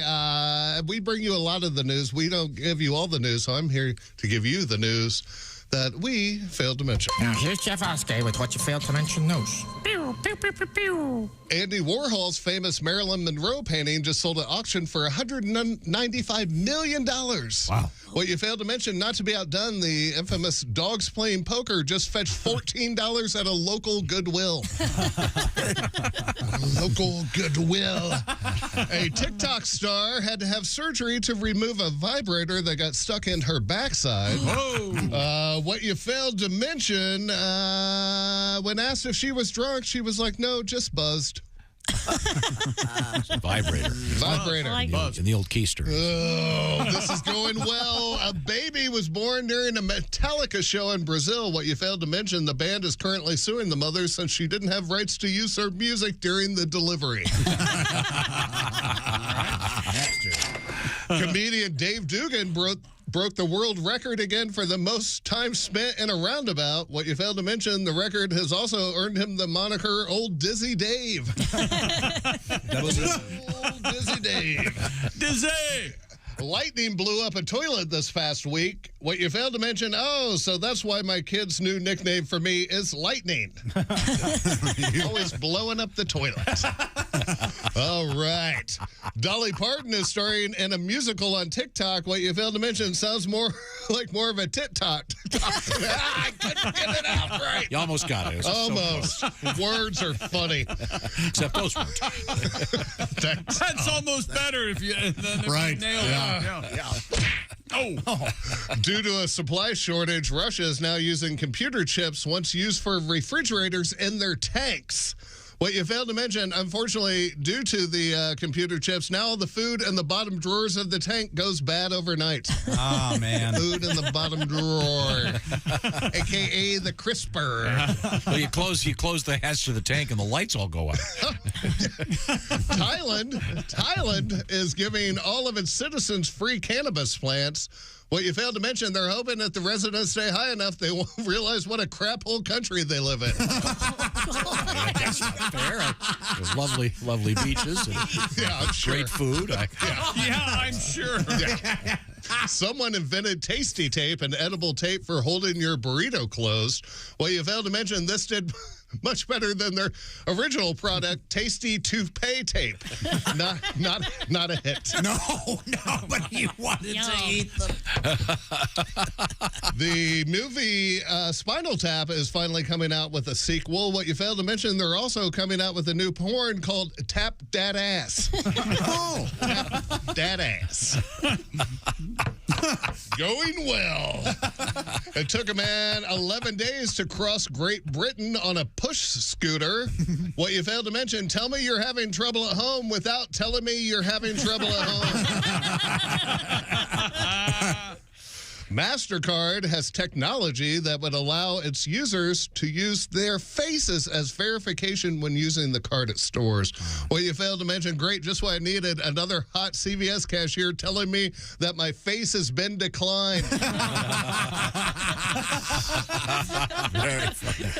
Studies say women are more jealous than men. What you failed to mention, I don't know, that chick I slept with's husband was super jealous when he found me in bed with her. And finally, a man with no flying experience landed a plane after the pilot went unconscious. What you failed to mention, come die with me. We'll die today. I'm Jeff Oskey, and that's the way it was. Yeah, what you failed to mention news. All right. Jeff Oskey. Very good. That was very nice, very nice. Now, once again, Christy on assignment we may get some video coming up from Christy. We have a couple cool things on the various social media platforms from the Bob and Tom Show, including some videos with the famous puppets. Our new Puppets poster announcing our special show coming up next Friday. And while you're there, you can check out a way to make to get a really cool ABA basketball and help out a great cause. It's all posted on the various Bob and Tom social media platforms. Jess Hooker sitting in for Christy right now. Have we missed anything? Have you guys talked about these scallops? No. Did you cover this? Scallops. No. Researchers have discovered a new technique for fishing for scallops after accidentally discovering that the mollusks love so-called disco lights. Really? Yes. Oh, I heard about this. Yes. They like disco lights. Yes. That's cool. Marine scientist Dr. Rob Enever and his team at Fish Tech Marine designed small underwater pot lights to help attract crab and lobster without using fish as bait. Okay. They found, however, that scallops were more attracted to the LED lights than the crabs or the lobsters were. Huh. Enever said, it's like a scallop disco. You illuminate the trap and they come in. Yeah. Ironically, these scallops aren't staying alive. Oh, there. Which isn't this song? Is this I'm the Greatest Dancer or something? It sounds like it. Greatest Dancer. Who is this? I'm the greatest dancer. I don't know. It's I don't know that I can't. Just generic. Every disco song sounds like I don't this. think so. Bridge strings in the background. What about Evelyn Champagne King? How come you can't play something good? Is that nightlife? Shame. Oh, shame. Oh, you're thinking of I like the nightlife. Yeah. I like the That's a good one, boogie yeah. on a disco. That's an office. That's a weird vocal. Yeah, she's a weird looking lady. That's a woman who sings that song? Yeah. Oh. Yeah, Who did you think it was? Just some weird sounding guy. I thought it was a guy, too. It is Really? a lot of fellas No. singing in the falsetto in the disco. Yeah. This, Go, Willie, go. Here it is. Here's that one. I want to go where the people dance. I want some action.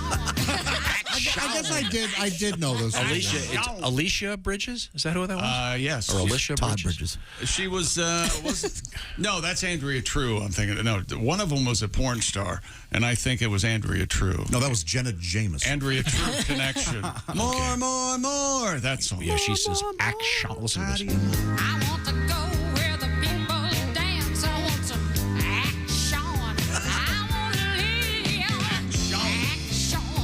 action. So she doubles down on it. That's the best way to say it. Action. I thought it was act short when I was a kid. Act short? Yeah, I didn't know it was action. Not a stretch for you, What is would it? you rather do? Hey, Tom, you want to go find some action? Or, hey, Tom, you want to go find some action? See? Oh, you got to get, You got to get the action. Yeah. Put some stank on But it. then she loves the nightlife and she loves to boogie on the disco round. So much to give. I want to give it. Yeah, you do. I want to get some too. I love the nightlife. I've got to boogie on the disco ride. This poor lady has to sing that song every time she does an appearance. Oh, yeah. Every car, my hits. every car show. What's the name of that disco bitch? Medley of Alicia Bridges. Alicia Bridges. whatever. My mom used to play that all the time. Action. So the point of this news story is that the disco lights attract the crabs. Yes, they were. Well, scallops. no, the scallops. They wanted the crabs and the lobsters. I'm They got sorry. scallops Tom, you instead. knew the discos attracted crabs. I caught him at a disco back in 1979. I was going to say, yeah. An I know equestrian. your father had crabs? Yeah, from an equestrian named Jamie, right? Wasn't that one? Oh, it got really specific. Wow. Yes. Okay. Close, very, very close. What is the story? Well, I don't think we're getting into that. name. There's no story at Come all. on. It's All in I'm the saying is last it century. involves the Lipizzan stallions, whatever they are. Lipizzan style. Lipizzan style, yeah, whatever they Now, are. did you have a goatee or a beard at the time? And did you fair possibly, question, answer did no. you possibly at any point talk like this? Hello, my love. You had really long hair, though, right? Yeah. Yeah. Long-ish. Don't hassle me, man. It's on Give Me an Out. Was it worth it? The CD. No. Oh, all right. Oh, that's disappointing. I love how quick a guy can recall. No. No. You mean how quickly a guy can go, is my girlfriend listening? That's exactly what's going on. No, in that case, no. That was just a rock solid no. Oh, okay. No way. Just to be right on When was that song out? What year was that? Oh, God, I'd say 78, 77. Okay. Maybe. Yeah, you were minus 4 years old. I know, but my mom played a lot of disco. A lot of that stuff sort of holds up. It's fun. I think Disco Inferno is a great song. Oh, yeah. Absolutely. It's not any Shame by Evelyn Champagne King. No, because it's a good song. Oh, my gosh. Have you found it yet so you can play it? No, it's just a great song. I'm just telling you, it's a great song. So she was the king of champagne? She was everything. Okay. Okay. Shame. She was everything. Did you have a crush on her? She had that ass and everything. Oh, I remember. How about that sax? It sounds like the same bass as Disco Inferno. Yeah, it's good, but this is a lesser disco song.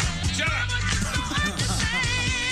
And there's that disco thing. They go, blah, blah, blah, blah, blah, blah. They go up. Oh, yeah. Oh. Is Shame what you felt as you walked out of Peaches holding that thing? Maybe I left it in the bag until I got home. Oh, here's more. Oh, Love Come this Down. Is great. Love Come Down. You want to hear something great? That's considered disco? I'm keeping you That in sounds the... like pop music. Yeah. I'm keeping you in the basement. This is like 80s pop. Yeah. That's 100%. awful. No, this is the great disco song. That's a great, It is a great song. great vocal. Watching Soul Train and wanting to dance just like them. Oh yeah. my gosh. Wow. And their hair was, I loved all of it. You want to all go of it. down the line? I did, yes. We would do that. Our cousins would line up. Yeah. Did you really? Oh, yeah. Did you ever get a fro? That was very popular then. I did, actually. Don Henley had one. Did a fro? I did. Wow.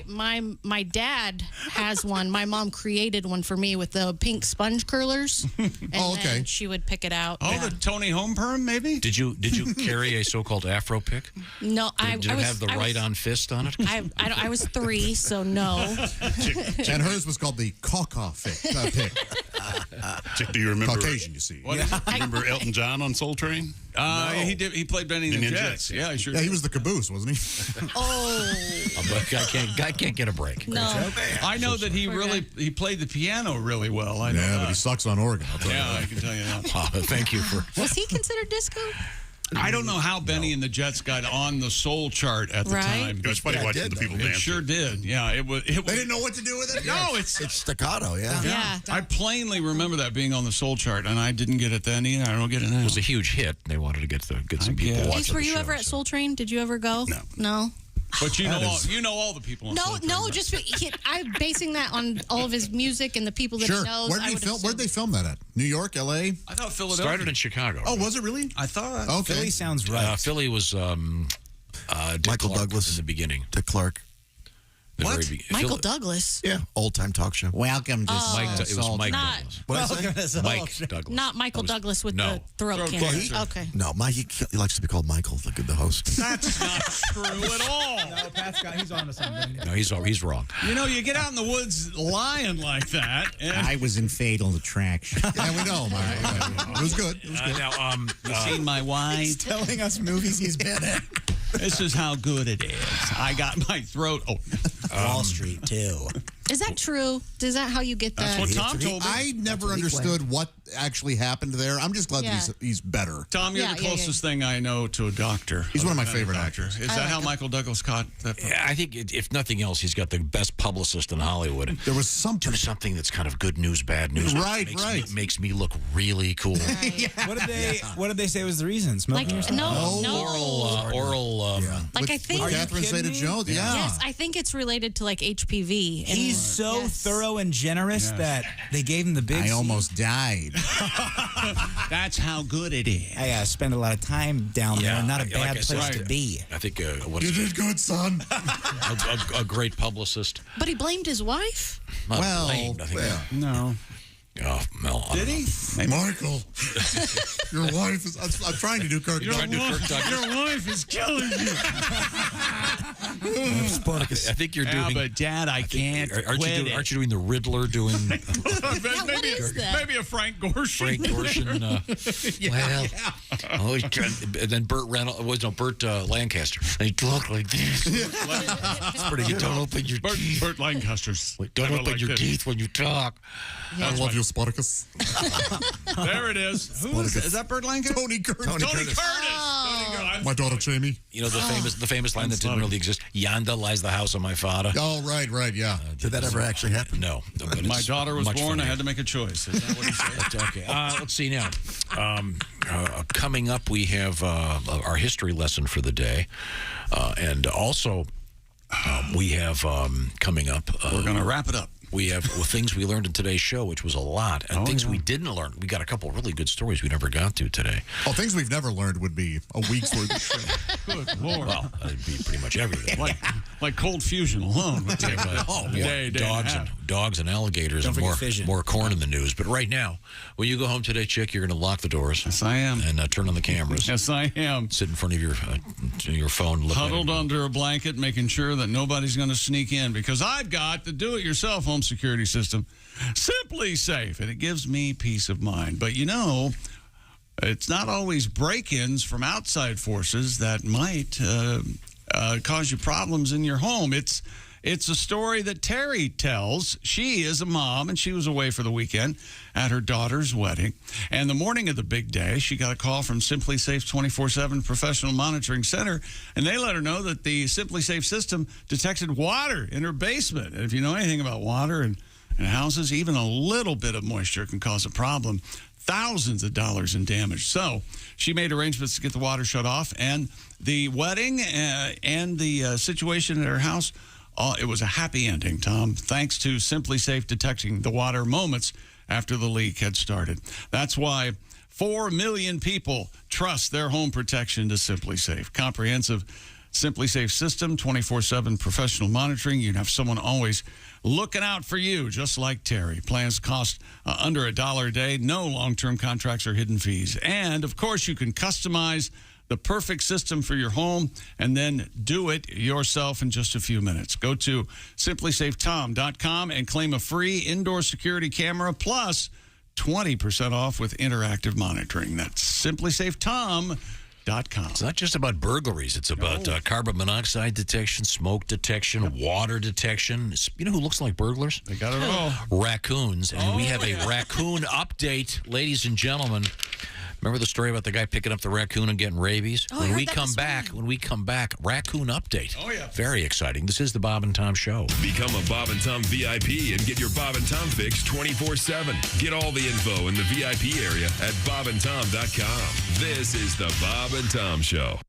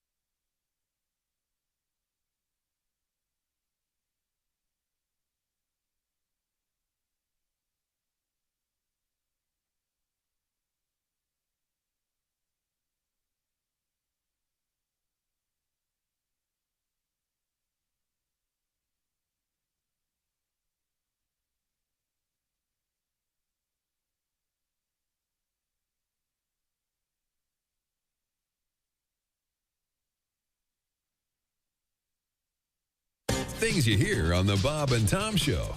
Comedian Jim Gaffigan joins us in the studio, a family man, a clean liver. Now, when you're on stage, Jim, you don't do a blue kind of show, do you? I'm very clean and kind of, I talk about cake for like an hour because, cake's an important topic. Cake, tell me about cake. Well, there's a lot of different. Cake's a powerful food. Cake can actually bring people together. It's Bill's birthday. Yeah, I hate that guy. There's cake in the conference room. Well, I should say hello. Who am I to pass judgment on him? It's his big day.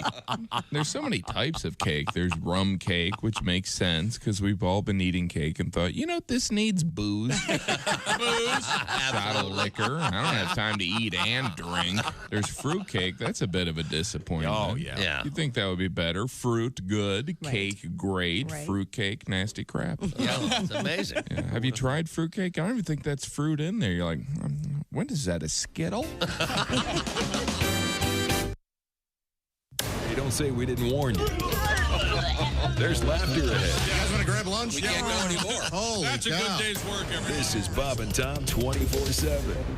Friday, May 20th. We learn a lot during the course of the show, and today, no exception. We learned a lot on the show, and we'll be back in a matter of moments to find out what it was we learned on the Bob and Tom Show today, and a look at history as we look back at this May 20th throughout history with Tom Griswold. That's all up next. We're not done with you knuckleheads yet. Sit back, relax, and keep it here on Bob and Tom 24/7.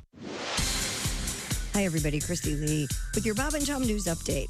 A closely divided House has approved legislation to crack down on alleged price gouging by oil companies and other energy producers as prices at the pump continue to soar. A bill backed by House Democrats would give President Biden authority to declare an energy emergency that would make it unlawful to raise gas and home energy fuel prices in an excessive or exploitive way. Imagine going to the store only to find that when you go to the checkout, none of the barcodes can be read. That's a situation facing voting officials in Oregon trying to figure out the winner of a key U.S. House race. The tens of thousands of ballots apparently printed with blurry barcodes, meaning they can't be tallied by vote counting machines. That means the results of the race voted on Tuesday may not be known for weeks. It's giving a black eye to Oregon, one of the first to adopt the vote by mail rules, and a state seen as a nationwide leader in both voter access and equity. And rescuers helped save dolphins stranded on Cape Cod Wednesday. They got stranded in a shallow part of the Herring River on Cape Cod, Massachusetts. Their fate changed for the better thanks to the work of more than 40 experts, interns, and volunteers. They had to work quickly, though, to help the Atlantic whiteside dolphins because the tide was heading in and dolphins could have been stranded again once the tide rolled back out. They were released into deeper waters off Providencetown before that happened. And that's your news. I'm Christy Lee. More of the Bob and Tom Show on the way. Hey, hi, this is Tom. And this is Chick from the Bob and Tom Show. Hey, Christy, what's the best way to get full access to the show? Hey, what? You introduced me. That would be to become a Bob and Tom VIP. Very good. Now, Josh, what's a feature of Bob and Tom VIP? Wait a minute. Well, the live 5-camera video stream of the show, plus a podcast of the show and comedy from the Bob and Tom archives. Excellent. Chick, what do you have to say for yourself? Become a Bob and Tom VIP now. Just go to bobandtom.com/VIP. See, that was worth the wait, wasn't it? Hi, everybody. This is Mark Sweeney, and you're listening to Bob and Tom 24/7. We had a guy die there that one. Oh, that's right. I know the story. I've seen some bad shows, but now this guy actually died. Comedian named Ron Douglas actually died. He died stopped breathing, died? He stopped breathing, died. Did he die in the green room? He died in the green room. And everybody went home and didn't know that. And Larry Reed was there, and I was there. And you didn't know he was dead? No, I thought he was sleeping. So you left him there? We left him. So the second show, so you all went home? We all went home. So he's dead on the couch. So you get a call the next morning? We get a call the next morning.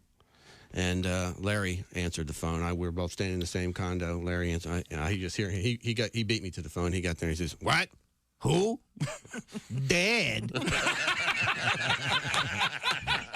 That's Larry Reed. Yeah. This is all I'm hearing. What? Who? Dead? That could be the funniest thing I've ever heard in this room. If you could do an impression of a guy with 3 words and nail it. Who? Dead. And I've got this look on my face of Larry like, what? He hangs up the phone, looks right at me, and says, "Frickin' Ron's dead." That's it. That was it. You're listening to Bob and Tom 24/7. You're so weird. You have no idea. Essential Morning Radio. This is Bob and Tom 24/7. 24/7. Can I just say that I really love doing this program? Oh, thank you. You know, as a this is like such a fun. It's actually entertaining and fun to do it. You know, and as a comedian, You do a lot of shows, and like I did a radio program a few weeks ago, and they introduced me as the bad boy of comedy. Mm-hmm. I never said I was the bad boy of anything, nor do I want to be introduced as such. Mm-hmm. Where'd they get Only in comedy do you ever hear that. You never hear that in other professions. You never hear, he's the bad boy of gynecology. See the guy putting on his gloves with his fingers cut off? Had his finger in a dike. Good morning, sunshine. To the max, there's bologna in our Bob and Tom 24/7. Place about. Welcome back to the Bob and Tom Show. Jess Hooker at the news desk. Hi. Christy taking a couple hours off. She'll be back on Monday. There's Pat Godwin. Hello. Hello. There's Josh Arnold. Hi. Hey, there's Ace Cosby. Howdy. There's Willie Griswold. Yo. That's right. I'm Chick McGee, and here's Tom. Now, we had an interesting story in sports. We did? A couple hours ago. I don't know if you heard about this. It involves a wild raccoon. Seems like yesterday. There's a video of a guy at an Arkansas baseball game, and there's a pretty big crowd. There's a raccoon loose in the stands, as it is stated here in the Fort Smith Times record. The man wrangled a raccoon that had found its way into the stands at Baum Walker Stadium. According to the story, he grabbed it by the scruff of the neck. And you like can see him, would a he's holding puppy. up, it's a big raccoon. He's holding it up over his head like this, goes outside and gets rid of it. Just before he drops it, it bites him, and it turns out that he has rabies, has to get rabies shots. Wow.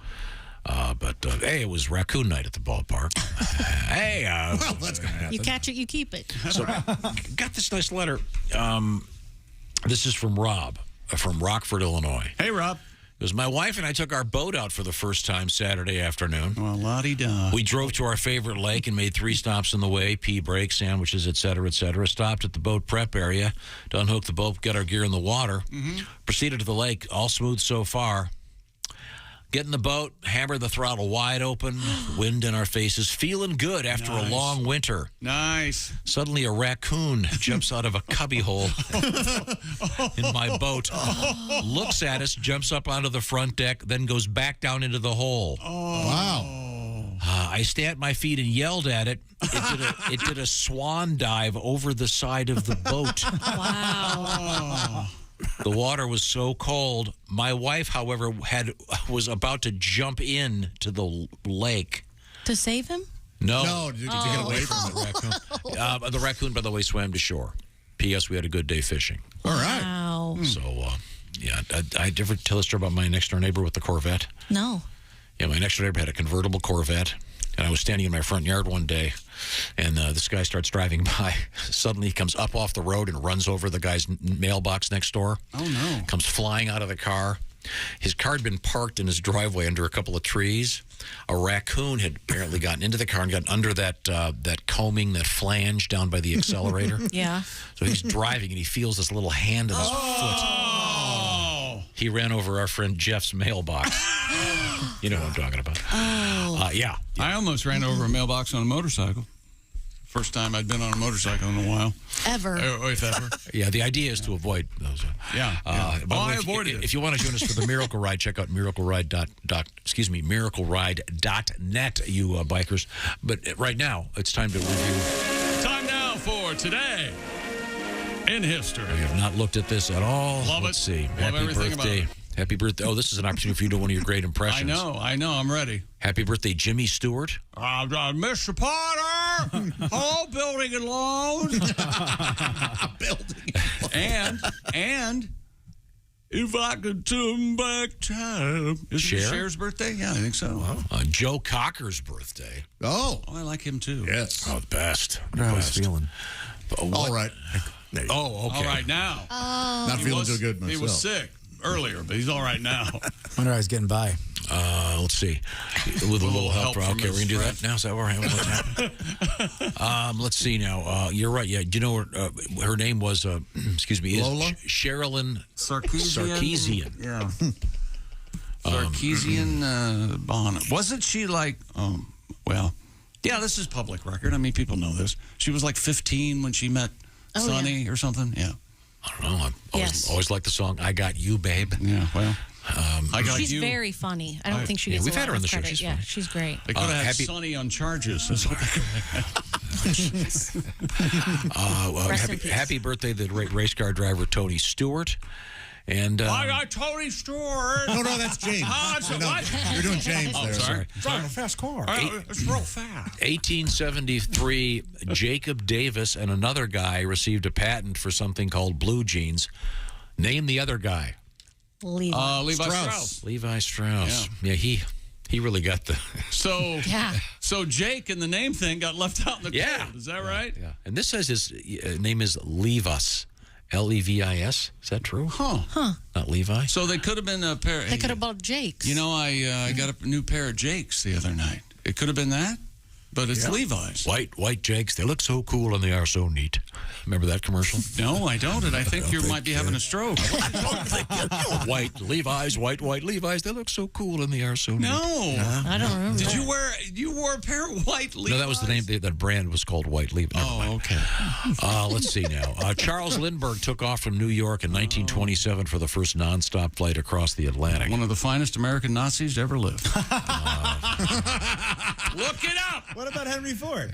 Oh, yeah, he was in there, too. Amelia Earhart leaves Newfoundland to become the first woman to fly solo in nonstop in 1932. He's in love with Eleanor Okay. Finally. Scissor me. 67, the BBC bans the Beatles a day in the life because of drug references. There we go. And lastly, this was on this date that Elton John became the first Western pop star to tour the USSR. Probably not going back this year. No, I wouldn't think so. What did we learn? Time now for things that we learned on the show today. Christy last night had 3 slices of Tombstone thin crust pizza with 5 different cheeses on it. Wow. 3 pieces. That's what Chunkle said because she was hungry. And Josh Wait a got. minute. You said she was hungry? Oh, here we go. I'm hungry. I'm hungry. I'm hungry.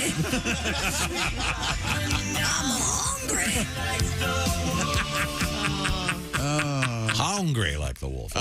Josh got overstuffed ravioli as a gift from Ace Cosby. Thank you very much, Ace. Enjoy. That'll be nice. do. We had a recipe. Oh, I forgot to tell you this real quick. Uh-oh. Jess, someone suggested this. Yes. This is actually kind of interesting. Please make this, Jess. Pizza rolls on a pepperoni? Tuesday. Yeah, there's 2 of them here. One of them is take pizza rolls and use them as the meatballs in put good quality sauce over pizza rolls on top of pasta. Oh, I just made more marinara. Oh, you could. That sounds good.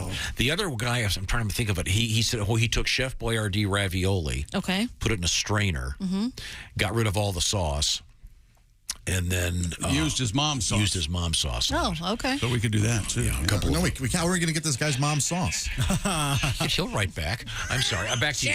Shouldn't you guys get on the road? You don't want to be late to New York, right?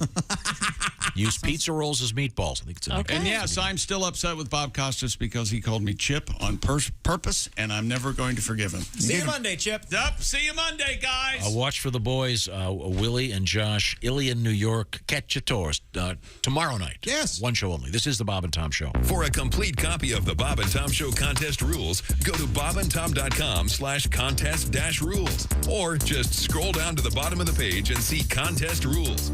This is the Bob and Tom Show.